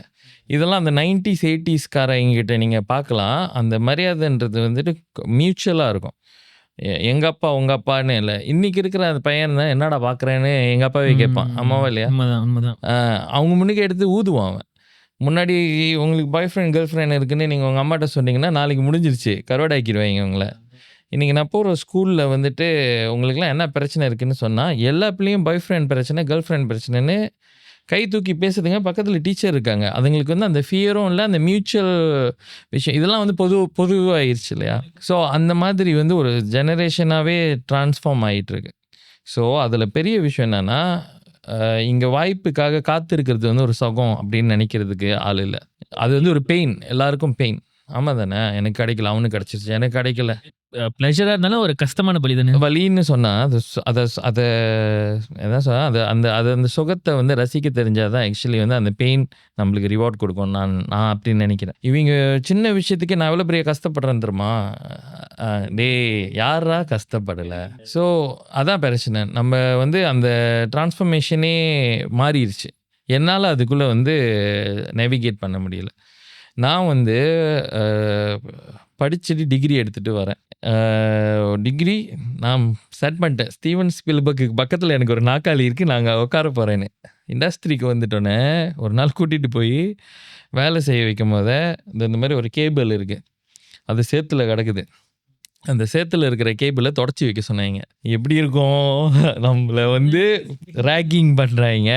இப்ப நம்மளோட கலைக்கே மரியாதை இல்ல. நம்மள அவமானப்படுத்திட்டாய்ங்க. நம்ம ஸ்கிரிப்ட் எடுத்துட்டு வந்து நேரா டைரக்டரா ஆவறதுக்காக வந்த என்ன, கூட்டிட்டு வந்து இப்படி வச்சு அவமானப்படுத்துறாங்கன்னு சொல்லிட்டு நான் அன்னைக்கு வெளியா இருந்தேன்னா, நான் இன்னைக்கு பூச்சாண்டி செஞ்சிருக்கவே மாட்டேன். எனக்கு வந்து சொன்ன அண்ணன் வந்து என்ன சொல்றாங்க, "நீயாச்சும் கேபிள் துடைக்கிற.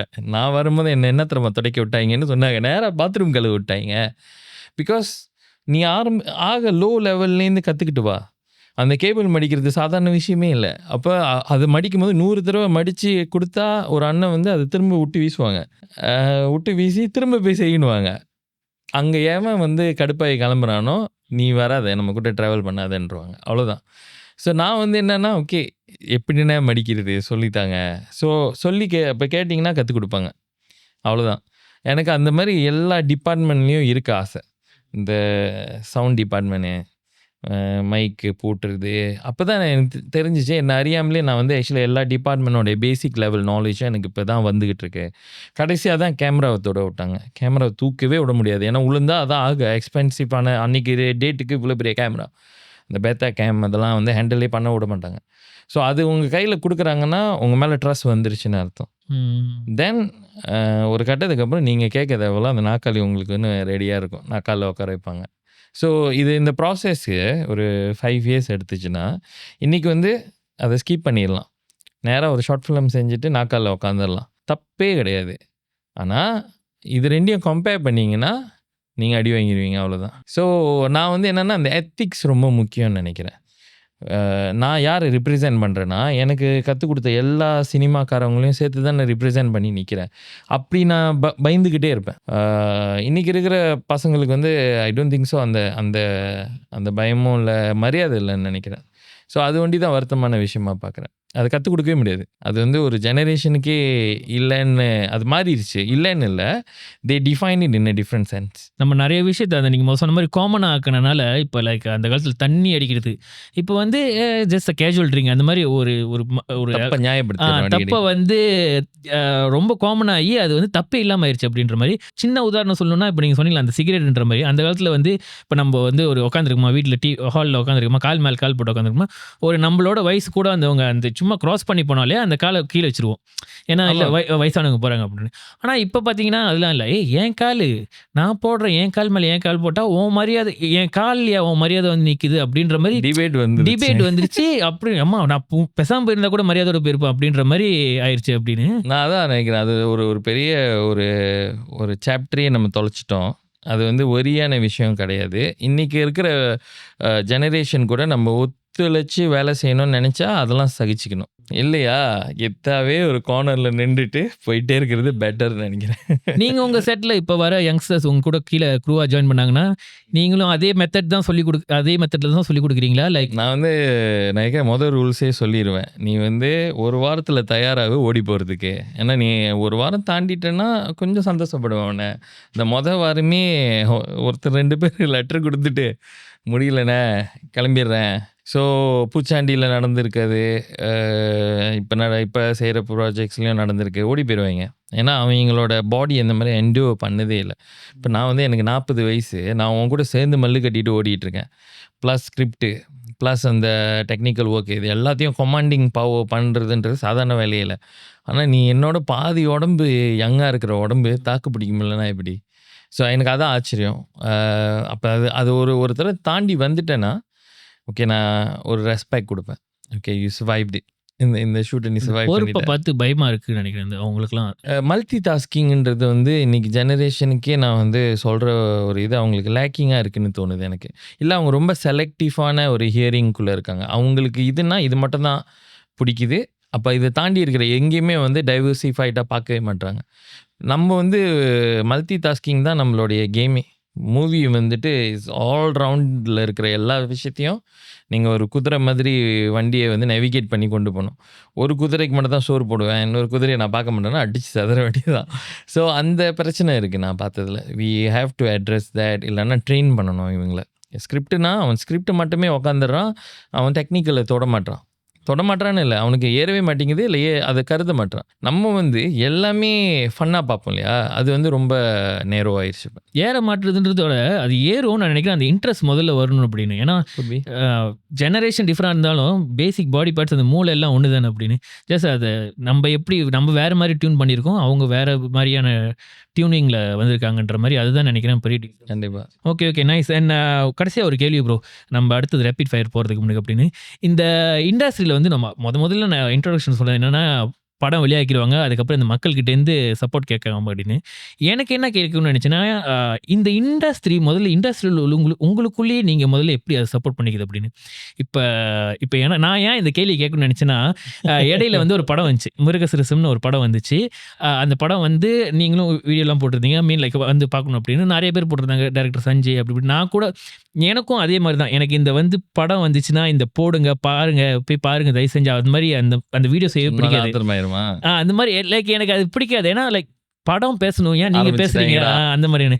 பட் இந்த படத்துக்கு வந்து நானே கூட செஞ்சு போட்டிருந்தேன், காய்ஸ் போய் பாருங்க தயவு செஞ்சு, ஏன்னா அது படம் நல்லா இருக்கு தூக்கணும் அப்படின்ற மாதிரி எல்லாருமே போட்டிருந்தாங்க. நிறைய பேர் எப்போ போட்டிருந்தாங்கன்னா, படம் வந்து ஒரு 2-3 நாளில் போட்டிருந்தாங்க அப்படி.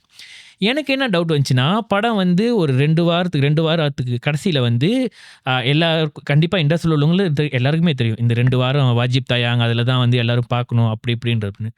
ஆனால் 2 வாரத்துக்கு அப்புறம் தான் நான் பார்த்த சில முக்கியமான செலிபிரிட்டிஸ்லாம் அந்த வீடியோ செஞ்சு போட்டாங்க. காய்ஸ் நான் இப்போ தான் போயிட்டு மிருகசிரசம் பார்த்தேன், நல்லா இருந்துச்சு, போய் பாருங்கள் நீங்களும், தயவு செஞ்சு தோக்க விட்றாதீங்க அப்படின்னு. அப்போ நான் யோசித்தேன், ஒரு நார்மல் ஆடியன்ஸ் 2 வாரம் கழித்து வந்து இந்த வீடியோலாம் பார்த்துட்டு வந்தாலும் ஒரு நியாயம் இருக்குது, ஏன்னா அவனுக்கு இந்த லாஜிக்லாம் தெரியாது அப்படின்னு. உங்களுக்கெல்லாம் தான் தெரியுமே, முதல் 2 வாரம் பார்த்தா தான் இந்த படம் நல்லா ஓடும் அப்படி இப்படின்னு. நீங்களே என்ன 3வது வாரம் தான் வந்து வீடியோ செஞ்சு போட்டுக்கிட்டு இருக்கீங்க, காய்ஸ் போய் பாருங்க அப்படி இப்படிலாம் சொல்கிறீங்களே அப்படின்னு. ஸோ அப்போ தான் எனக்கு தெரிஞ்சிச்சு, லைக் முதல்ல உங்களுக்குள்ளே நீங்கள் சப்போர்ட் பண்ணிக்கிறாங்களா அப்படின்னு. ஓகே, இப்போ என்னோட கேள்வி இருக்குது உங்ககிட்ட. நீங்கள் இந்த மாதிரி ஃபிலிம் இண்டஸ்ட்ரியை ரிப்ரசன்ட் பண்ணுற ஒரு ஆள் ஒரு மலேசியா படத்தை வந்து பார்க்க சொல்லி உங்கள்கிட்ட சொன்னால், உங்களுடைய எண்ணம் வந்து எப்படி இருக்கும்? இது வந்து அவன் இண்டஸ்ட்ரியில் இருக்கிற ஒரு படத்தை வந்து இவனே பார்க்க சொல்கிறான், இது கண்டிப்பாக மொக்கையாக தான் இருக்கும், ஆனால் இவன் வந்து பெருசாக பேசி அவன் நம்மளாம் கூப்பிட்றான்னு நீங்கள் அதை நெகட்டிவாக பார்ப்பீங்களா? இல்லை அந்த ஹூஎவர் த நபர் அவர் சொன்ன அந்த வீடியோ, ஆஹா அண்ணன் சொல்லிட்டாரு நம்ம இப்பயே படம் பார்ப்போன்னு, இந்த 2ல் எதை முடிவு பண்ணுவீங்க? 2மே இருக்கும். இல்லை உண்மையாக சொல்கிறேன், 2மே. அந்த போடுற அண்ணன் வந்து எல்லா படத்துக்கும் எல்லா ப்ராடக்ட்டுக்கும் வீடியோ போடுற அண்ணனாக இருந்தால் கண்டிப்பாக அப்படி தான் இருக்கும். இல்லை அந்த அண்ணனோட கேரக்டர் வந்து இல்லை இவர் வந்து சொன்ன ஒரு நியாயம் இருக்குன்ற ஒரு அண்ணன் கேரக்டர் பேசுனா ஓகேங்க இவர் பேசுனா அப்படின்ட்டு இருக்கும். ஸோ இது நீங்களும் செலக்டிவாக தானே யோசிக்கிறீங்க. ஸோ போட்ட எல்லா வீடியோவும் நீங்கள் நம்புறதில்ல, நீங்கள் காஷியஸாக இருக்கீங்க தானே. ஸோ அவங்களும் காஷியஸாக தான் இருக்காங்க. எல்லா படத்துக்கும் போடுமா வேணாமன்ற ஒரு பெட்டல் இருக்குது. இப்போ இவர் மனசு நோவக்கூடாது, இல்லைன்னா இவங்க மனசு நொந்துரும். இப்போ இது வந்து ஒரு சொந்தக்காரங்க வீட்டுக்கு வந்து மொய் எழுதாமல் போகிறோமா, மொய் எழுதிட்டு போகிறோமான்ற இந்த பிரச்சனை. நான் வந்து என்ன சொல்கிறேன், இவ்வளோ தான் உங்களோட கேம் பிளானே இவ்வளோ தானா, உங்கள் படம் கன்ஃபார்மாக அடி வாங்க போகுதுன்றதுக்கு நம்ம தயாராகிடுவோம். என் படத்தையும் சேர்த்தே சொல்லிக்கிறேன், இவ்வளோ தான் கேம் பிளான். நம்மளே மைனாரிட்டி, அந்த மைனாரிட்டியில் இருக்கிற ஒரு 1% 2% தான் வந்துட்டு சினிமாக்காரவங்க. அந்த 1% 2% பேர் தான் வந்து இனிமேல் வீடியோ போட்டு இந்த படத்தை வாழ வைக்க போகிறாங்கன்னா, நீ இந்த கொலெக்ஷனை பற்றியே பேசாத, உனக்கு கொலெக்ஷன் நம்பர்ஸ் தெரியலன்னு அர்த்தம். தட் கொலெக்ஷன் தட் நீங்கள் கற்பனை பண்ணுற ஓஹோ ஆஹான்ற கொலெக்ஷனை தொடணும்னா, இந்த 2 வாரத்தில் பாமர மக்களோ அப்படின்னு நம்ம பிளான் பண்ணுறவங்க, they are not belonging to any film circle, அவங்க வீடியோ போடுற மாதிரி நீ ஒரு கேம் பிளான் ரெடி பண்ணாதான் நீ வந்து நம்பரை தொட முடியும். இப்போ நீங்கள் சொல்கிறீங்க இந்த ஆர்டிஸ்ட்லாம் வீடியோ போட்டோன்னே பை தேன் வாஜிப் தாயாங் போயிடுச்சு, ஓகே, அதுக்கப்புறம் வந்து நீங்கள் வந்து பார்த்தான்னா பார்க்காட்டி என்ன தேட்டரில் தான் அந்த படம் இருக்க போகுதுன்னு பாட்காஸ்ட் பண்ணிகிட்டு இருக்க உங்களுக்கே இந்த கல்குலேஷன் தெரியுது. இது தெரியாத எத்தனையோ பேர் சினிமால படம் எடுத்து எத்தனையோ 100,000 தொலைச்சிட்டு நிக்கிறாங்க. உங்களுக்கு தெரியுது ரைட்டா? ஒரு சாதாரண கணக்கு இது. 2 வாரத்துல இந்த நாளுக்கு அப்புறம் தான் இவன் வீடியோ போட்டான்னா, இது போய் செல்லாதுன்னு உங்களுக்கு தெரியும் மொத. இது தெரியாம படம் செய்றாங்களா? அவங்கள என்னன்னு சொல்லுவீங்க நீங்க? So there is no marketing plan. Marketing execution bro நக்கலுக்கு சொல்லல. டிரான்ஸ்ஃபார்மர்ஸ் படம் அடுத்த வருஷம் வரப்போகுதுன்னா 365 நாளுக்கு முன்னாடியே அவன் டீசர் வெளியாகிறான். ஆமா தானே? மைக்கேல் பெயின் தெனாவட்டில் எதுவுமே வெளியாக்காம அவன் உட்காந்துருந்தாலும் அவன் படம் ஓடும் தானே? ஏன் வெளியாக்குறான்? 365 நாள் அவனுக்கே பத்தல அவன் படத்தை மார்க்கெட்டிங் பண்ணுறதுக்கு. நீ யாரு? நீங்கள் கால்குலேட் பண்ணி பாருங்கள். இங்கே இருக்கிற மலேசியா படத்தோட டீசர் என்னைக்கு வெளியாகும்னு. சரியாக 1 மாதம் இருக்கும்போது தான் ட்ரெய்லர் வெளியாகுவாங்க. இது யார் கொடுத்த கால்குலேஷனு? பை த டைம் படத்தோட வாஜிப் தயாங் டேட்ஸ் முடிஞ்சு எல்லா ஸ்க்ரீனிங்கையும் ஆஃப் பண்ணோன்னே அப்புறம் போய் யூடியூப்பில் அந்த அந்த வியூவோட கவுண்ட்டை பாருங்கள், உங்களுக்கு தெரியும். ஸோ உனக்கு வியூ கவுண்ட் எவ்வளோ வரணும்? அந்த வியூ கவுண்ட் கிடைக்கணும்னா நீ எப்போ ஆர்கானிக்காக வெளியாக்கணும்னா எப்போ வெளியாக்கணும்? இல்லை நீ பெய்ட் உனக்கு கெப்பாசிட்டி இருக்குது, நீ வந்து ஸ்பான்சர்ட் ஆட் போட போகிறேன்னா எப்போ போட்டிருக்கணும்? இந்த கால்குலேஷன் எதுவுமே தெரியாமல் இங்கே வந்து ட்ரையல் அண்ட் ஏரரில் அடி வாங்கி தான் நம்ம கற்றுக்கிட்டு போகிறோம்னு சொல்லும் போது that's way we fail. We don't have என்ன சொல்லுவாங்க, ஒரு ஏர்ஜில் நான் செய்யக்கூடிய தொழிலுக்கு நான் வந்துட்டு சின்சியராக உழைக்கணும்னா கற்றுக்கணும் என்ன நான் இருக்குது. நான் நெஞ்சை தொட்டு ரொம்ப திமிராகவே சொல்லுவேன், எனக்கு தெரிஞ்ச என் வட்டத்துக்குள்ளே இருக்கக்கூடிய சினிமாக்காரவங்க எல்லாருக்கிட்டேயும் அவங்க படம் ரிலீஸ் பண்ணாங்க அந்த காலகட்டத்தில், படம் ரிலீஸ் பண்ண அந்த ஹைப்லாம் முடிஞ்சு அவங்க ரிலாக்ஸ் ஆன ஜோனுக்கு போகும்போது கால் பண்ணி, ப்ரோ ஃப்ரீயாக இருந்தீங்கன்னா ஒரு 1 hour 2 hour உங்கள்கிட்ட வந்து பேச முடியுமா? உங்கள் படத்துக்கு நீங்கள் வந்து அந்த ஹோல் ப்ராசஸை நீங்கள் கோ த்ரூ பண்ணியிருக்கீங்க, வாய்ப்பு இருந்தால் என்கிட்ட ஷேர் பண்ணிக்கோங்க, உங்களோட டூஸ் அண்ட் டோன்ட்ஸ் என்னது அப்படின்னு கேட்பேன். ஸோ போய்ட்டு உட்காந்துட்டு எழுதுவேன், ரெக்கார்ட் பண்ணுவேன் அவங்களுடைய ஸ்டேட்மெண்ட்டை. எந்த மார்க்கெட்டிங் வந்து வாஸ் காஸ்ட்லி, எந்த மார்க்கெட்டிங் தேவையில்லைன்னு நினைக்கிறீங்க, எந்த மார்க்கெட்டிங் உங்களுக்கு வந்து ராங்காக பண்ணிட்டேன்னு நினைக்கிறீங்க. அப்போ அவங்க எல்லாருமே அவங்களுக்குள்ளே அவங்க கண் வந்து என்னை பார்க்கும்போது எப்படி தெரியுமா இருக்கும், நான் ஒரு தப்பு பண்ணிட்டேன் அதை நீ பண்ணிடக்கூடாது விக்கின்னு அவங்க பார்க்குற பார்வையிலே என்கிட்ட சொல்லுவாங்க. நீ உன் படத்தை ஜெயிக்க வைக்கணும்னா இப்படி தான் விக்கி செய்யணும்னு. ஸோ அது இயர்ஸ் ஆஃப் கலெக்ஷன் எனக்கு இருந்துச்சு. ஸோ என்னோடய ஃபர்ஸ்ட் கேம் பிளேனே அவங்க சொன்ன அத்தனையுமே நான் அவாய்ட் பண்ணிடணும். ஏன்னா அவங்கெல்லாம் எக்ஸ்பென்சிவான ஒரு லெசன் லேர்ன் பண்ணிட்டாங்க. அந்த லெசனு கொடுக்கும் போது நான் அது ரொம்ப பயபக்தியாக வச்சு இது இந்த அண்ணன் சொல்லியிருக்காங்க, இதெல்லாம் டேஞ்சர் ஜோன், இது எதுவுமே நம்மளுக்கு வேணாம், நம்ம இந்த டைரெக்ஷன்லாம் பிளான் பண்ணுவோம். அப்போ அவங்க சொல்லாதது வேறு என்ன இருக்குது? இதுதான் ஒர்க். ஸோ இதை நம்ம இங்கே செய்ய ரொம்ப தவறுறோம். கதையை இவாலுவேஷன் பண்ணுறதில்ல, கதையில் வந்துட்டு ஸ்கிரிப்ட்லேயே வந்து இவாலுவேட் பண்ணிடலாம், இது தேருமா தேராதான்னு. நான் இவாலுவேட் பண்ணோன்னு சொல்ல, உங்களை சுற்றி இருக்கிற ஒரு கேங்கையும் சொல்லிடும். ஆனால் இங்கே வந்து என்னன்னா எல்லாரும் வந்து அங்காட் பக்கோல் மாதிரி பண்ணிட்டு நேராக செட்டுக்கு போயிடுது ஸ்கிரிப்டோட. அப்போ அடி வாங்குறது தயாராக இருங்களா? ஜெயிச்சது இல்லாட்டின்னா எக்ஸ்பென்சிவ் லெசன்ஸ் நம்மளுக்கு லேர்ன் பண்ணிக்கிட்டு இருக்கோம் இங்கே. ஓகே. உங்ககிட்ட வந்து இதுக்கு இப்போ நீங்கள் இப்போ இந்த மாதிரி நிறைய பேர்த்து கேட்டிருக்கீங்க, உங்ககிட்ட வந்து யாராவது கேட்டிருக்காங்களா? கேட்குற எல்லாருமே வந்து நொந்து வீட்டுக்கு போவாங்கன்னு நினைக்கிறேன். வருவாங்க ஒருத்தர் 2 பேர் வந்து கண்மூடித்தனமான அவங்ககிட்ட நான் பார்த்தே ஆகணும் பேசி ஆகணும்னுவாங்க. நான் வந்து குழப்பில் வந்து அவன் படமே இனிமேல் செய்யக்கூடாதுன்னு ஓடுவான். பிகாஸ் ரொம்ப கோபமாக நான் வந்து பேசுறது வந்து பிரச்சனை இல்லை ப்ரோ. நான் ஏன் பேசுகிறேன்னா, அவன் போயிட்டு 100,000 வேற ஒரு ஆளோட காசை எடுத்து அந்த காசில் போயிட்டு இந்த எக்ஸ்பெரிமெண்ட் பண்ண போகிறான்னா, அந்த காசோட வேல்யூ தெரியாதவனா தான் இருப்பான். 10,000 உங்கள்கிட்ட கொடுத்தா நீங்கள் அதை எப்படி பயன்படுத்துவீங்கன்ற ஒரு பயபக்தியே இல்லாதவன் 100,000 இன்னைக்கு தொடுறதுக்கு தயாராக இருக்கானுங்க. இது வந்து தப்பு கிடையாது. பட் அந்த 100,000 வந்து நீ டிசர்விங்கா? என்னோட கேள்வி. நீ டிசர்விங்னா நானே உனக்கு சர்டிஃபிகேட் கொடுக்குறேன். ப்ரோ நீ போடுற உழைப்புக்கு நீ கண்டிப்பாக வந்து இந்த 100,000 எடுத்து செலவு பண்ணிடு. ஸோ இல்லையா, நீ ஒரு 1000 வெள்ளிக்கு உன்னோட கேம் பிளான் ரெடி பண்ணு. 1000 வெள்ளியில் நீ சக்ஸஸ் காட்டு. 10,000 வெள்ளி உன்னை தேடி வந்துடும். 10,000 வெள்ளியில் இன்னொரு பாயிண்ட்டை நீ நிரூபி. 100,000 கொடுக்கறதுக்கு ஒருத்தன் காத்துக்கிட்டு இருப்பான். இல்லையா, அவனை கொன்னுறாத. ஏன்னா அவன் ஒரு கனவுல வந்திருக்கான். அந்த கனவுல வந்திருக்கிறவனும் உன்ன மாதிரி தான் ஏதோ ஒன்று ஜெயிக்கணும்னு இருக்கான். அவனோட உன் கனவை அழிச்சு அவன் கனவையும் அழிச்சு கடைசியாக அந்த ப்ரொடியூசர் வந்து நீங்கள் அந்த மாதிரி நிறைய ப்ரொடியூசர் என்னால் காட்ட முடியும். சார் ஒரு மலேசியா படம் பண்ணலான்னா, ஐயா சாமி அப்போ ஒரு பேர் சொல்லுவார், இந்த படத்துக்கு நான் ஏற்கனவே ப்ரொடியூசராக இருந்திருக்கேன்னா நீங்கள் அங்கேயே புக்கெல்லாம் மூடி வச்சுட்டு ப்ரெசன்டேஷன்லாம் எடுத்துகிட்டு கிளம்பிடுவோம். தெரிஞ்சிருச்சு. ஏன்னா அவ்வளோ பெரிய பேட் லெசன்ஸ் கொடுத்துருக்காங்க நம்ம ஃபில்ம் மேக்கர்ஸ் அவங்களுக்குலாம். ஸோ நான் அதனால தான் வந்து வரவங்ககிட்ட வந்து சிம்பிளாக கேட்பேன், என்ன உன் பட்ஜெட் அப்படின்னு. பட்ஜெட்டை சொல்லிட்டேன்னா, எத்தனை பேஜ் ஸ்கிரிப்ட் நீ வச்சுருக்க, உன்னோட ப்ரெசன்டேஷன் எனக்கு காட்டு, ப்ரொபோசல் இருக்கா, ஒரு பிச் டேக்னா என்னன்னு தெரியாது, அந்த பிச் டேக்கில் என்ன இருக்கணும். ஸோ இது எதுவுமே இல்லாமல் நீங்கள் அப்போ நீங்கள் அமேச்சர் ப்ரோ அப்படின்றேன். அமேச்சராக தான் இன்னும் பேசிக்கிட்டு இருக்கீங்க, கோ டூ யோர் பிச் டேக். நான் வந்து பூச்சாண்டி படத்துக்கு இப்போ நான் இவ்வளோ திமிரா பேசுகிற எல்லா விஷயத்தையும் பண்ணிவிட்டு லோன்னு எத்தனையோ மாடி படிகள் ஏறி இருக்கேன். இவ்வளோ பெரிய ஸ்க்ராப் புக்கோட போவேன் ப்ரோ. பூச்சாண்டின்னு டைட்டில் லோகோ கொண்டு ஃபோட்டோ ஷூட் பண்ணி ஒவ்வொரு கான்செப்ட் பாட்டையும் பண்ணி அதை தூக்கிட்டு போய் வச்சு கூட எனக்கு வந்து ப்ரொடியூசரே அமையலைன்னு நான் தேடி இருக்கேன். அந்த வேதனையில் அப்படியே ஒவ்வொரு இதுவும் போய் வரும்போத ஒன்றுமே பேப்பர் இல்லாமல் என்கிட்ட ஒருத்தன் வந்துட்டு நான் இவ்வளோக்கு படம் செய்ய போகிறேன்னு சொன்னால் ஆத்திரம் வருமா வராதா? ப்ரோ என்ன ப்ரோ எஃபர்ட் பண்ணுறீங்க? நான் வந்து மறக்க முடியாத ஒரு ஒரு ஒரு இன்சிடென்ட் மட்டும் சொல்கிறேன். ஒரு பெரிய ப்ரொடியூசர், தமிழ்நாட்டில் உள்ள ப்ரொடியூசர், பேர் சொல்ல விருப்பப்படல. அவர் கெட்டவரும் கிடையாது. ஆனால் அவர் எனக்கு ஒரு நல்ல லெசன் ஒன்று கற்றுக் கொடுத்தாரு. சிபாரிசு மூலியமாக போகிறேன். ஒரு மிகப்பெரிய பிக் ஷாட் வந்து மலேசியாவிலேருந்து ஒருத்தன் வந்திருக்கான்.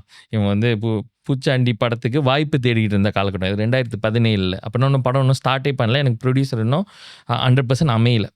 அந்த டைமில் அந்த போர்டை தூக்கிட்டு நான் போகும்போது ஒரு நபர் வந்து சொல்கிறாங்க, இந்த ப்ரொடியூசர் வந்து வெயிட் பண்ணுறாரு, நீ போய்ட்டு அவர்கிட்ட ஒருத்தர் கதை பிச் பண்ணு அப்படின்னு.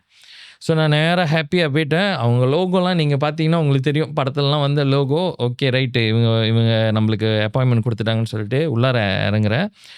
இந்த நபர் வந்து என்னை உங்களை வந்து மீட் பண்ண சொன்னார் சொல்லிவிட்டு அந்த ஃபைல் இங்கே வைக்கிறேன். வச்சுட்டு சார் நான் கதை சொல்லலாமா அப்படின்னு வாயை திறக்கும் போது அவர் சொன்ன வார்த்தை என்னென்னா, நான் உனக்கு 1 நிமிஷம் தரேன், 1 நிமிஷம் தரேன், என்ன வேணாலும் பேசிட்டு ஓடி போயிருந்தார். அதை நான் மறக்கவே மாட்டேன். என்னோட கான்ஃபிடென்ஸ் லெவல், என்னுடைய கதை சொல்கிற அந்த ஸ்டாரி டெல்லர் எல்லாம் அங்கேயே செத்து சமாதி ஆகிட்டான். அப்படியே ஜேம் ஆகிட்டேன் ப்ரோ. ஓகே, ஜேம் ஆகிட்டேன். ஸோ 1 நிமிஷத்தில் நீங்கள் உங்களை இன்ட்ரடியூஸ் பண்ணுறதுக்கு டைம் பத்தாதுன்னு நினைச்சேன். சும்மா அப்போ கேட்கறதுக்கு தான் அதுதான் real actual world scenario. That 1 minute decides whether he's going to do the movie or not. So நான் ஒன்றுமே பேசலை. நான் வந்து பேனிக் ஆனேன் தான். ஆனால் நான் என்னை புல் பேக் பண்ணிவிட்டு ஒரு கிரிட்டிக்கலான ஒரு மூமெண்ட் இது எனக்கு. ஓகே ரைட், நான் வந்து சார் நான் ஒன்றும் பேச விருப்பப்படல, நான் அந்த ஃபைல்ஸ் மட்டும் உங்கள்கிட்ட காமிக்கிறேன்னா அந்த ஃபைல்ஸை திறந்து ஒரு பேஜாக அப்படியே சைலண்ட்டாக நேவிகேட் பண்ணிக்கிட்டு இருந்தேன். ஓகே, அவர் வந்து என்ன ஆத்திரத்தில் சொல்கிறாருன்னா, அவருக்கு 100 பேர் அந்த மாதிரி லைன் கட்டி நிற்கிறாங்க, படம் ப்ரொடியூஸ் பண்ணுவாங்களா இல்லையான்னு நினச்சிட்டு. ஸோ அவர் என்ன சொல்கிறார், 1 நிமிஷம் தரேன். எதுக்காகனா அந்த மனுஷன் வந்து சிபாரிசு பண்ணதுக்காக. ஆனால் என்ன வேணும் சொல்லிட்டு கிளம்பிடுன்னு சொன்னவர், அந்த ஃபோட்டோஸ் நான் காட்டும் போதெல்லாம் இப்படி கை வச்சுட்டு இப்படி சாஞ்சிட்டு இருந்தவர். அப்படி லேசி சேரில் இருக்கார். அந்த ஒரு ஃபோட்டோவாக போகும்போது அப்படியே கை கீழே இறங்குது, அப்படியே சட்டெல்லாம் அட்ஜஸ்ட் பண்ணிட்டு கிட்டே வந்தார். அப்புறம் அந்த ஃபைலை அவர்கிட்ட இழுத்து வச்சு அப்படியே திறந்து எல்லாத்தையும் பார்த்துட்டு, என்ன கதை பாதுன்னு கேட்டார். அதுக்கப்புறம் அவர் ஆக்சுவலி என் படத்தை ப்ரொடியூஸ் பண்ணல, ஆனால் டீ சாப்பிட்றியா காஃபி சாப்பிட்றியான்னு கேட்டார். அதுக்கப்புறம் ஒரு 1 hour உட்கார வச்சு எனக்கு என்ன நான் இந்த இண்டஸ்ட்ரியில் இருக்கிற விஷயங்கள்னு கற்றுக் கொடுத்து, ரொம்ப அன்பாக ரொம்ப அரவணைப்பாக சொல்லி, நீங்கள் போய் ஒரு படம் பண்ணுங்க, இந்த படம் பண்ணி ஜெயிச்சு வாங்க, அடுத்த படம் பண்ணலாம் அப்படின்னு ஒரு அறிவுரை சொல்லி அனுப்புனார். ஸோ இதான் அவ்வளோ பெரிய டேக்குக்கு இருக்கிற மரியாதையே அவ்வளோதான். ஏன்னா அவர் அந்த டேக்கில் அந்த உழைப்பை பார்த்துட்டோன்னே என்னை வந்து விரட்டுறதுக்கு ஒரு மனசே வரல. பிடிச்சி உட்கார வச்சுட்டு, இவ்வளோ வேலை பண்ணியிருக்கீங்க, எந்த நடிகரெல்லாம் நீங்கள் போய் பார்க்க போகிறீங்க சொல்லுங்கள், நான் அரேஞ்ச் பண்ணுறேன், அட்லீஸ்ட் என்னால் முடிஞ்ச அந்த ஒரு உதவி செய்கிறேன்னாரு. ஸோ நீங்கள் பேசலை, உங்களோட அந்த ஒர்க் பர்சன்ச்சு அப்படின்னு நம்புகிறேன். So you have to do that. Okay nice. ரொம்ப சினிமா இதாக போயிட்டுருக்கு. இல்லை நல்லா இருக்கு அப்படின்னு ஐ மீன் அது பார்த்தா சினிமா எக்ஸாம்பிள் வந்து சினிமா, பட் அதோட டேக்அவே நான் என்ன பார்க்குறது அப்படின்னா, சில நேரத்தில் தடவை நம்ம ஒரு விஷயத்தை அப்ரோச் பண்ணும்போது, இப்போ நீங்களே சொன்ன மாதிரி இப்போ வந்து உங்ககிட்ட பையனுங்க ஐ மீன் கற்றுக்கணுன்னா உங்க கூட வேலை செய்யணும் வரானுங்க, பட் 2 நாள்லேயே நீங்கள் சொல்கிறீங்க கிளம்பி போயிடுறானுங்க அப்படின்னு. ஆமாம், அது வந்து கிட்டத்தட்ட அந்த ப்ரொடியூசர் இதுன்ற மாதிரி தான். இல்லை நம்ம செஞ்சு தான் பார்ப்போம் அப்படின்னு, நம்ம ஒன்று வேணும்னு தானே வந்திருக்கோம் அப்படின்னு, அது கடைசி வரைக்கும் கஷ்டப்படுவோம் அப்படின்னா, அந்த பக்கத்து ஆப்போசிட்டில் இருக்கிறவங்களும் அதே வழியில் வந்திருந்தவங்களா இருந்திருந்தாங்கன்னா அவங்களுக்கும் அது ஃபீல் ஆகும். ஸோ அது நான் நினைக்கிறேன், அந்த பொறுமை தான். நீங்கள் சொன்ன மாதிரி அந்த இந்த ஜெனரேஷன் இருக்கிற பிரச்சனை அந்த பொறுமை, அண்ட் ஆல்சோ எதுவாக இருந்தாலும் இப்பயே வேணும் உடனே வேணும் அப்படின்னு. இல்லை இப்பயே வேணும்னு நினைக்கிறது தப்பு இல்லை, ஆனால் அது தாமதிச்சா அது கிவ் அப் பண்ணிட்டோ அதை அவசரப்பட்டு வேறு பக்கம் திசையில் போகிறது தான் தப்பு. They can wait. அந்த வெயிட்டிங் ப்ராசஸ் வந்து ஒரு நாள் அது கையில் வந்து சேரும் போதே அதோட சுகத்தை காட்டும். சரி நான் இவ்வளோ நாள் இதுக்காக வெயிட் பண்ணினேன், இன்னைக்கு என் கையில் இருக்கு பார்த்தியா அப்படின்னு பேசுறதுக்காக ஒரு சப்ஜெக்ட் இருக்கும் உங்ககிட்ட. கேள்விக்கு பதில் வந்துச்சு ப்ரோ. ஆனால் அந்த கேள்விக்கு இன்னும் பதிலே வரல. சாரி, என்ன அந்த இண்டஸ்ட்ரியில் சப்போர்ட் இருக்கா இல்லையா அவங்களுக்குள்ளேயே அப்படின்னு? ப்ரோ இந்த இண்டஸ்ட்ரியோட சப்போர்ட் பத்தாதுன்னு நினைக்கிறேன். இல்லைன்னு மட்டும் இல்லை, இப்போ வந்து என்னென்னா இங்கே வந்து ஒரு பானிபூரியை திரும்ப நான் ஒரு உதாரணம் எடுத்துக்கிறேன். ஒரு பானிபூரி இம்மாம்பெரி இந்த இம்மாம்பெரிய பானிபூரிக்கே போட்டி போடாமன்னு இருக்குது. இவன் கடை திறக்கணும், இவன் கடை திறக்கக்கூடாது, பார்க்குறீங்க தானே. ஸோ இதே தான் இந்த சினிமான்ற ஒரு ப்ராடக்ட்டுக்கும். ஸோ யாருமே இங்கே போட்டி போடாமல் இல்லாமல் எல்லாமே ஒன்றுக்குள்ளே ஒன்று காயக்குள்ளே பண்ணால் இருக்குன்றதெல்லாம் வந்து பொய் ப்ரோ. எல்லாருக்குமே போட்டி பொறாமல் இருக்குது. எனக்கே ஒரு ஆளோடைய ப்ராடக்டை பார்த்தா பொறாமல் இருக்குதுன்னு சொல்லும் போது, இன்னொன்று நம்ம ஒரு வாழ்த்துற சமுதாயத்தில் பிறக்கலன்னு நினைக்கிறேன். வாழ்த்து தான் ஆக கடைசியாக வருது இங்கே. ஓகே, வாழ்த்தை தவிர மற்றது எல்லாமே முதல்ல வந்துடுது. அப்போ வாழ்த்தை வந்து ப்ராக்டிஸ் பண்ணதும் இல்லை, நம்மளே யாரும் பாராட்டுனது இல்லை, எனக்கும் இன்னொருத்தனை பாராட்டுறது எப்படின்னு தெரியல. ஸோ அதனால் நம்ம டிலேட். ஆனால் அது வரும். நீங்கள் உழைப்பு மட்டும் சரியாக போடுங்க. என்னோடய எதிரி என்னை பாராட்டியிருக்கலாம். என் படத்தை பார்த்துட்டு நான்லாம் யார், இவெல்லாம் என்னோடய பகைவன், இவெல்லாம் வந்து இந்த இண்டஸ்ட்ரியில் வந்து என்னோடய எதிரின்னு நான் செட் பண்ணுவேங்க. அப்புறம் தான் நினச்சேன் நான் முட்டாளு.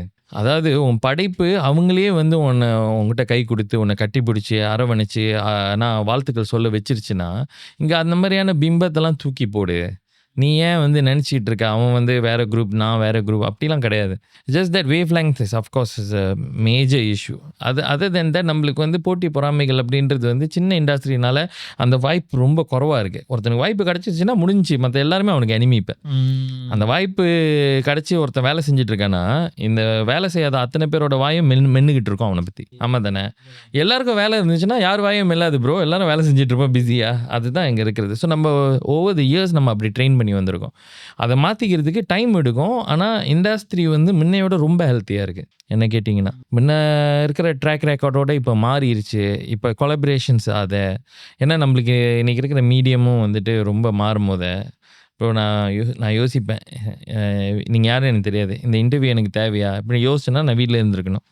ஆனால் இப்போ நான் ஏன் இங்கே வரேன்னா, திங்ஸ் ஹவ் சேஞ்ச்ட். டிவியில் தான் இன்றைக்கி இன்டர்வியூ பார்க்கணுன்னு இல்லை, எல்லா மக்களும் இங்கே டைவர்ட் ஆகிட்டாங்க. மீடியம் வந்து இன்றைக்கி யார் ஹீரோ யார் செலிப்ரிட்டின்றதை வந்து மீடியம் டிசைட் பண்ணிக்கிட்டு இருக்கு. ஸோ நம்ம வந்து அப்படியே பிடிவாத குணமாக இன்னும் அப்படியே ரிஜிட்டாகவே இருந்தோம்னா முடியாது. We have to let loose, போய் பழகணும். நீங்கள் சொல்கிற மாதிரி நாங்களும் ஒதுங்கி இருக்கக்கூடாது, ஒரு 4 பேர்கிட்ட போய் கை கொடுக்கணும். முயற்சி பண்ணிக்கிட்டு இருக்கோம் ப்ரோ. அந்த மாதிரி இந்த முயற்சியில் இன்றைக்கி ஏன் பாட்காஸ்ட் வந்தது ரொம்ப ரொம்ப நன்றி ப்ரோ. பெரிய விஷயம் அது. எல்லாம் தொடர்ந்து பண்ணுங்க. அதான் சொல்கிறேன், இன்றைக்கி இருக்கிற மீடியமில் வந்து ஒரு பெரிய சேட்டலைட் டிவி வச்சுருக்க நிறுவனம் தான் டைக்குன்னு நினச்சிடாதீங்க. இல்லை இது வந்து நான் ஒரு 4க்கு 4 ரூமுக்குள்ளே பேசுகிற இந்த விஷயம் அதை விட இன்னும் பலமானதுன்னு நீங்கள் நம்பினீங்கன்னா நீங்கள் எங்கேயோ போயிடுவீங்க. அந்த மாதிரி தான் போயிட்டுருக்கு. நான் கண்டிப்பாக நம்புகிறேன் ப்ரோ. அப்படின்னு ரொம்ப நேரம் பேசிகிட்டு இருக்கோம், 2 பேரும் பாவமாக இருக்கு. அதான் இன்னும் கொஞ்சம் நேரம் தான் மாட்டாங்கன்றாங்க.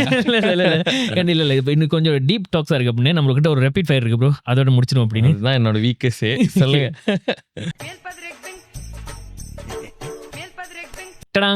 ரேபிட் ஃபயர் ரவுண்டில் உங்கள் அன்புடன் வரவேற்கிறேன். கமலாசன் சார் மாதிரி பதில் சொல்ல முயற்சி பண்ணுறேன். நீங்கள் என்ன கேட்டாலும் நான் வேற பதில் சொல்கிறேன், நீங்கள் பாட்டுக்கு பேசுங்க, நான் பாட்டுக்கு பதில் சொல்கிறேன் அப்படின்னு. ஓகே முதல் கேள்வி அங்கேருந்து ஆரம்பிச்சிடறேன் ப்ரோ. உங்களோட ஃபேவரட் ஆக்டர்? ரஜினிகாந்த். ஈஸியாக இருக்க. உங்களோட ஃபேவரட் டைரக்டர்? மாட்டினேன். கிரிட்டிக்கலாக இருந்தது. தமிழ் ஏதாச்சும் ஒரு இண்டஸ்ட்ரி சொல்லுங்கள், நிறைய பேர் வந்து போகிறாங்க. சரி காலிவுட்னு வச்சுக்கோ.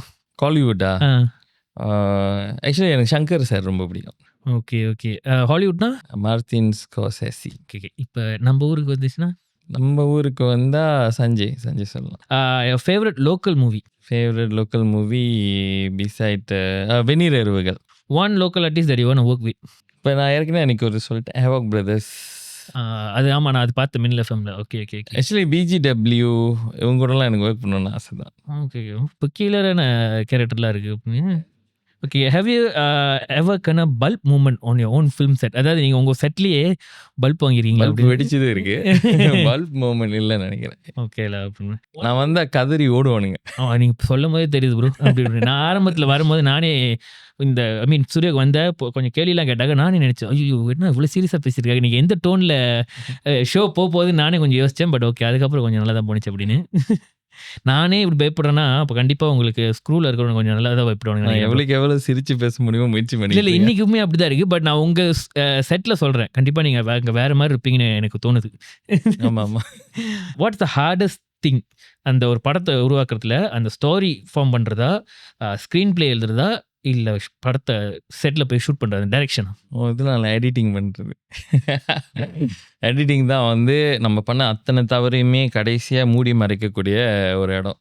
ஸோ இது எல்லாத்தையும் தாண்டி வந்துடலாம். அந்த எடிட்டிங்ல தான் உயிர் போகும். நீங்க சங்கர் ஃபேன்றனால சொல்ற மாரி கேட்குறேன். அவரு எப்பயுமே இப்போ உள்ளவங்கலாம் சொல்றாங்க, சங்கர் வந்து எடிட்டிங் டேபிளுக்கு போம்போது அவங்க ஒரு 4 மணி நேரம், 6 மணி நேரம் படத்தெல்லாம் எடுத்துட்டு போய் குடுத்துடுறாங்க. ஷூட் பண்ண நான் எடுக்கும்போது எனக்கு என்னென்ன பிடிக்குதோ எல்லாத்தையும் எடுத்துருவேன்.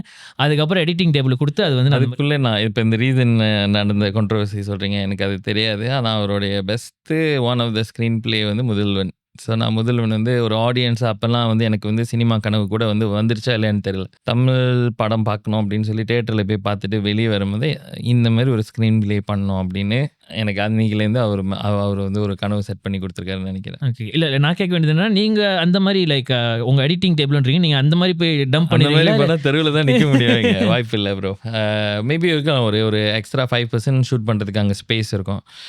தமிழ்நாடு மாதிரி ஒரு வருஷம் ஷூட் பண்ணுற ப்ராசஸ்லாம் இங்கே இல்லை. 15 நாள்லேருந்து 30 நாளுக்குள்ளே முடிக்கணும். இல்லைன்னா பட்ஜெட் பர்ஸ்ட் ஆயிரும் அப்படின்ற ஒரு பிளானிங்கில் என்ன கேட்டிங்கன்னா, மலேசியாவில் வந்து ஃபிலிம் மேக்கிங்கில் அந்த விஷயம் இன்னும் கொஞ்சம் பெட்டராக பண்ணுறோம். நம்மகிட்ட இருக்கிற லிமிட்டேஷனுக்குள்ளே இன்னும் பயங்கரமாக பண்ணுறோம். பூச்சாண்டி எத்தனை ஷூட்டிங் மட்டும்? அது வந்து கொஞ்சம் எகிரிச்சு 43 டேஸ் கிட்ட போணுச்சு. ஓகே. உங்க வைஃப் குக்கிங்ல உங்களுக்கு பிடிச்ச டிஷ்? ரசம். ரசம். ஓகே. உங்க அம்மா சமைக்கிறதுல உங்களுக்கு பிடிச்சது? ரசம் ஒரே ரசம் ஃபேனா இருக்கீங்க அப்படின்னு. ஃபேவரட். பூச்சாண்டிக்கு நிறைய பேர் நிறைய ரிவ்யூ கொடுத்துருப்பாங்க அப்படின்னு. ஒரு அன்ஃபர்கட்டபிள் ரிவ்யூ. அந்த கண் பார்வையற்றவங்க ஒரு குரூப் ஆஃப் ஆடியன்ஸ் வந்து அந்த படம் பார்த்தாங்க. நான் எதிர்பார்க்கல. தியேட்டருக்கு போயிட்டு வெளியே வரும்போது ஒரு ஹோல் குரூப் ஆஃப் தேம் எல்லாம் அப்படியே கண்ணு தெரியாதவங்க அப்படியே வராங்க. அவங்கள நிற்க வச்சு இன்ட்ரடியூஸ் பண்ண, உங்களால் படம் பார்க்க முடிஞ்சா புரிஞ்சிச்சான்னு கேட்டேன். அவங்க என்னெல்லாம் சொன்னாங்களோ அதை நான் மறக்கவே மாட்டேன். கண்ணு தெரியாதவங்களுக்கு இந்த படம் எப்படி போய் சேர்ந்துச்சு அப்படின்றது. ஆனால் அது நீங்களே எதிர்பார்த்தீங்களா எடுக்கும்போது? எதிர்பார்க்கலையே. இல்லை அதே ஷூட்டிங் பண்ணும்போதா சத்தியமாக இல்லை. ஏன்னா அந்த அளவுக்கு ஞானமும் இல்லை. ஸோ ஆடியன்ஸ் இவ்வளோ பரவலாக இருக்காங்க. அதில் பார்வையற்றவங்களுக்கு இந்த படம் எப்படி ப்ரிசீவ் பண்ணாங்க அப்படின்றதும், அந்த கிளைமேக்ஸ்லாம் புரிஞ்சிச்சான்னு சொல்லும்போது அவங்க கொடுத்த விளக்கம், அவங்களுடைய அந்த பூரிப்பு, அப்போ தான் நினச்சேன் நம்ம அதான் அந்த கிளைமேக்ஸில் அவங்களுக்கு எப்படி புரிஞ்சுச்சு அப்படின்னு. அந்த வீடியோ எங்கேயும் இருக்குது. நீங்கள் அது பார்த்தீங்கன்னா உங்களுக்கு புரியும். ஓகே நான் தேடி பார்க்குறேன் அப்படின்னு. ஒரு விஷயம் தமிழ்நாடு ரசிகர்களுக்கும் மலேசியா ரசிகர்களும் நீங்கள் பார்க்குற வித்தியாசம்? அவங்க வந்து ரொம்ப அவுட் ஸ்போக்கனானவங்க. மூஞ்சில் அடித்த மாதிரி சொல்லிடுவாங்க. அதே மாதிரி மூஞ்சில் அடித்த மாதிரி செலிப்ரேட் பண்ணுவாங்க. ஒரு சின்ன மூமெண்ட் நம்ம படத்தில் வந்து தியேட்டரில் விசில் பறக்குது. அப்போ தான் நினச்சிக்கிட்டேன் நம்ம வந்து கண்டென்ட்டாக படம் பார்ப்போம்னு நினைக்கிறேன். நைஸ்ல அந்த மாதிரி நம்ம கை தட்டி பார்க்குறோம். அவங்க வந்து ஆரவாரம் பண்ணுறாங்க. ஒன்ஸ் அவங்களுக்கு ஒரு கேரக்டர் பிடிச்சிருச்சுன்னா த்ரூ அவுட் த மூவி அந்த கேரக்டர் எங்கே வந்தாலுமே கிளாப்ஸ், விசில் அடிக்கிறது, இந்த மாதிரி நான் இது வரைக்கும் எக்ஸ்பீரியன்ஸே பண்ணதில்லை அதை. இப்போ மலேசியாவில் நிறைய ஹீரோ வந்துட்டாங்க. அந்த காலத்துல கொஞ்சம் ஹீரோ ஆக்டர்ஸே கொஞ்சம் குறைவாக தான் இருந்தாங்க. இப்போ நிறைய பேர் இருக்காங்க. அந்த மாதிரி இருக்கிற நிறைய ஹீரோவில் நீங்கள் பார்க்குற hero that think that he can be the like super star. நீங்கள் சொன்னீங்க அந்த தியேட்டர் ஸ்டார்னுவாங்களே இந்தியாவில்.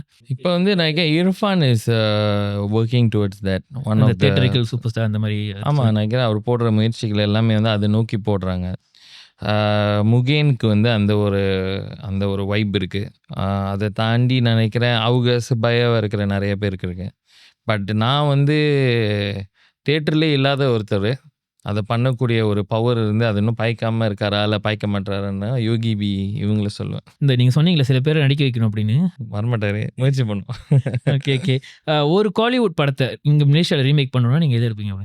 காலிவுட் படத்தையா? அப்படி யோசிச்சதே இல்லையா. நான் வந்து இருக்கு ஒரு பழைய படம் ப்ரோ, 1000 தலை வாங்கிய அபூர்வ சிந்தாமணின்னு ஒரு பிளாக் அண்ட் ஒயிட் படம் இருக்குது. அந்த படம் வந்து அது என்னை பொறுத்த வரைக்கும் என் ஜானரில் இருக்கிற படம். நான் சின்ன வயசில் பார்த்து பயந்த படம் அப்போ. அதனால அந்த படம் வந்து ஒரு நியூ ஏஜாக கொடுக்கணுன்னு ரொம்ப காலம் ஒரு ஆசை இருந்துச்சு. ரெண்டாவது வந்து ரீமேக்கில் ஒரு படத்துக்கு சீக்குவல் பண்ணணுன்னு நான் உண்மையிலே எழுதி வச்ச ஒரு இது வந்து பாஷா 2. ஆர்வ கொலராக இருந்த டைமில். அதெல்லாம் ரஜினியெலாம் நான் பிளான் பண்ணல. ரஜினிலாம் ரொம்ப தொலைவில் இருக்காங்கன்னு நான் கற்பனை பண்ண ஒரு காலகட்டம். ஆனால் அந்த யூனிவர்ஸில் இருக்கிற மிச்சம் இருக்கிற எல்லா கேரக்டர் நக்மா, ஜனகராஜ் இவங்க எல்லாரையும் வச்சு அந்த கதையோட கண்டினியூஷன் ஒரு ஹெவி கேங்ஸ்டர் ஸ்டோரியாக யோசிச்சிருந்தேன். இப்போ தாண்டி வந்துட்டேன். இப்போ மேபி யோசிச்சு சொல்லி பார்க்கலாம் போல இருக்கு அப்படின்னு. முயற்சி பண்ணணும். அதான் இப்போ ரஜினி இருக்கிற நான் மூட்ல வந்து நினைக்கிறேன். 90ஸ்ல நான் பார்த்து என்னை பாதிச்ச சில படங்களுக்கு எல்லாமே சீக்வல்ஸ் யோசிச்சிருக்கேன். அது வந்து ஃப்ரீயாக இருந்த டைமில் எல்லாமே எழுதி வச்சிருக்கேன். அமரன் வந்து கார்த்திக்கோட படம். அமரன் 2ன்னு ஒன்று எழுதினேன். அப்போ இன்னைக்கு இருக்கிற ஜெனரேஷனுக்கு வேற அமரன் ஆமா, இந்த வந்துருச்சு. சோகா பாட்டில் அந்த அமரன் அது வேற அமரன். அந்த மாதிரி ஓகே ஓகே. உங்களுக்கு நீங்க பர்சனலாக கிடைச்ச best compliment that you've received? Best காம்ப்ளிமெண்டா இது காமெடியாக எடுத்துக்கோங்க. மலேசியா ராஜமௌலி நீங்கன்னு ஒருத்தவங்க சொன்னாங்க. நானே உளுந்து சிரித்து எந்திரிச்சு, ஆனால் அவங்களுக்கு என்ன தோணுச்சு இதை சொல்கிறதுக்கு இல்லை அந்த வைப் உங்ககிட்ட இருக்குன்னாங்க. அவ்வளோதான். Okay okay. நீங்க எப்படி சங்கர் அதெல்லாம் சங்கர் உங்களுக்கு பெரிய இன்ஸ்பிரேஷனாக இருந்துட்டு சொன்னா மேபி அந்த தாக்கம் இப்படியோ அவங்களுக்கு தெரிஞ்சிருக்கு போல இருக்கு. ஒரு பிரம்மாண்டம் அவங்களுக்கு தெரிஞ்சிருக்குன்னு நினைக்கிறேன் பூச்சாண்டியில் அப்படின்னு. ஓகே. ஐ மீன் பூச்சாண்டி பார்க்கும்போது எப்பயுமே இது வந்து ஒரு ஏதோ ஒரு லோ பட்ஜெட் படம் இவங்க அந்த மாதிரி விதின் ஒரு கான்ஸ்ட்ரெயின்ல எடுத்த மாதிரி அப்படின்னு தெரிஞ்ச மாதிரி இல்லை. சிலருக்கு அது தெரிஞ்சிருக்கும். ஏன்னா அவங்க பார்க்குற படங்கள் வந்து பெரிய பெரிய தெலுங்கு படம் கேஜிஎஃப்லாம் பார்த்துட்டு வந்து பார்க்குறவங்கள நம்ம சாட்டிஸ்ஃபை பண்ண முடியாது. ஆனால் நான் லிமிட்டேஷனுக்குள்ளே த பெஸ்ட்டு நம்மளால் என்ன கொடுக்க முடியுன்றதுல அப்படி மல்லு கட்டி சில விஷயங்கள் மட்டும் பிரம்மாண்டம் மாதிரி காமிக்க முயற்சி பண்ணோம். Okay okay. அந்த it's all about the conviction தானே அப்படின்னு. ஓகே. உங்களோட ஃபேவரட் கோட் நீங்கள் பேர் கோட் நீங்கள் டவுனாக இருக்கும்போது உங்களுக்கு நீங்கள் சொல்லிக்கிற அந்த ஃப்ரேசஸ் ஏதாவது? சினிமா சார்ந்து ஒன்று நான் நிறைய இடத்துல சொல்கிறது என்னென்னா, ஸ்கிரிப்ட் எழுதிட்டு போய் இதான் என் சினிமா அப்படின்னு சொல்லி யாருமே படம் செய்கிறதில்ல. தன்னோட படம் இதுதான்றதை போய் டிஸ்கவர் பண்ணுறது தான் சினிமா. ஸோ நீயும் கற்பனை பண்ணிட்டு ஒன்று போவ, அங்கே போய் முடிச்சுட்டு நீ பார்க்கும்போது இதுதான் செய்கிறதுக்கு நான் முயற்சி பண்ணேனா அப்படின்றது தான் ரியாலிட்டி. அது வந்து சினிமா சார்ந்தது. ரெண்டாவது வந்து இது வந்து ஒரு கோட் கொஞ்சம் நீட்டாக இருக்கும். ஆடுன்னு தன்னை நினச்சிக்கிற எல்லாத்தையுமே ஒரு நாள் பலி கொடுத்துருவாங்க. ஆனால் சிங்கம் அப்படின்ற ஒரு மிருகம் மாதிரி நீ பிஹேவ் பண்ணனா உன்னை பலி கொடுக்கறது கஷ்டம். ஸோ சிங்கமாக இருக்கிறதுக்கான அட்வான்டேஜ் அது. உன்னை யாரும் ஈஸியாக விக்டம் ஆக்கிட மாட்டாங்க அப்படின்னு நினைக்கிறேன். Okay okay. Nice nice. அவ்வளோதான் ப்ரோ கேள்வி என்கிட்ட இருந்துச்சு. கடைசியாக எனக்கு ஒரு கேள்வி ப்ரோ. ஏன்னா இவ்வளோ இன்ட்ரெஸ்டிங்காக கேட்கறனால எனக்கு இவ்வளோ நேரம் நான் உங்ககிட்ட கேள்வி கேட்கணும். என்கிட்ட ஒரு கேள்வி கேட்கணும்னா நீங்கள் என்ன கேட்பீங்க?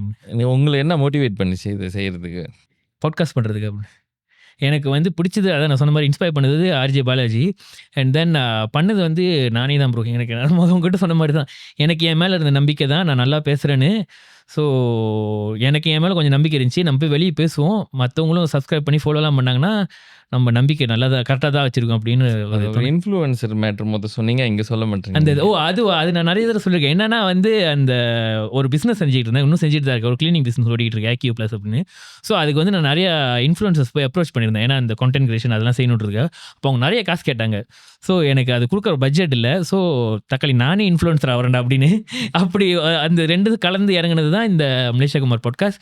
பட் இப்போ அந்த இதுவே ஒரு பிஸ்னஸ் மாதிரி ஆயிடுச்சு. ஏன்னா இதில் வந்து இந்த பிஸ்னஸ்லாம் செய்யும்போது காசு தான் வந்துச்சு.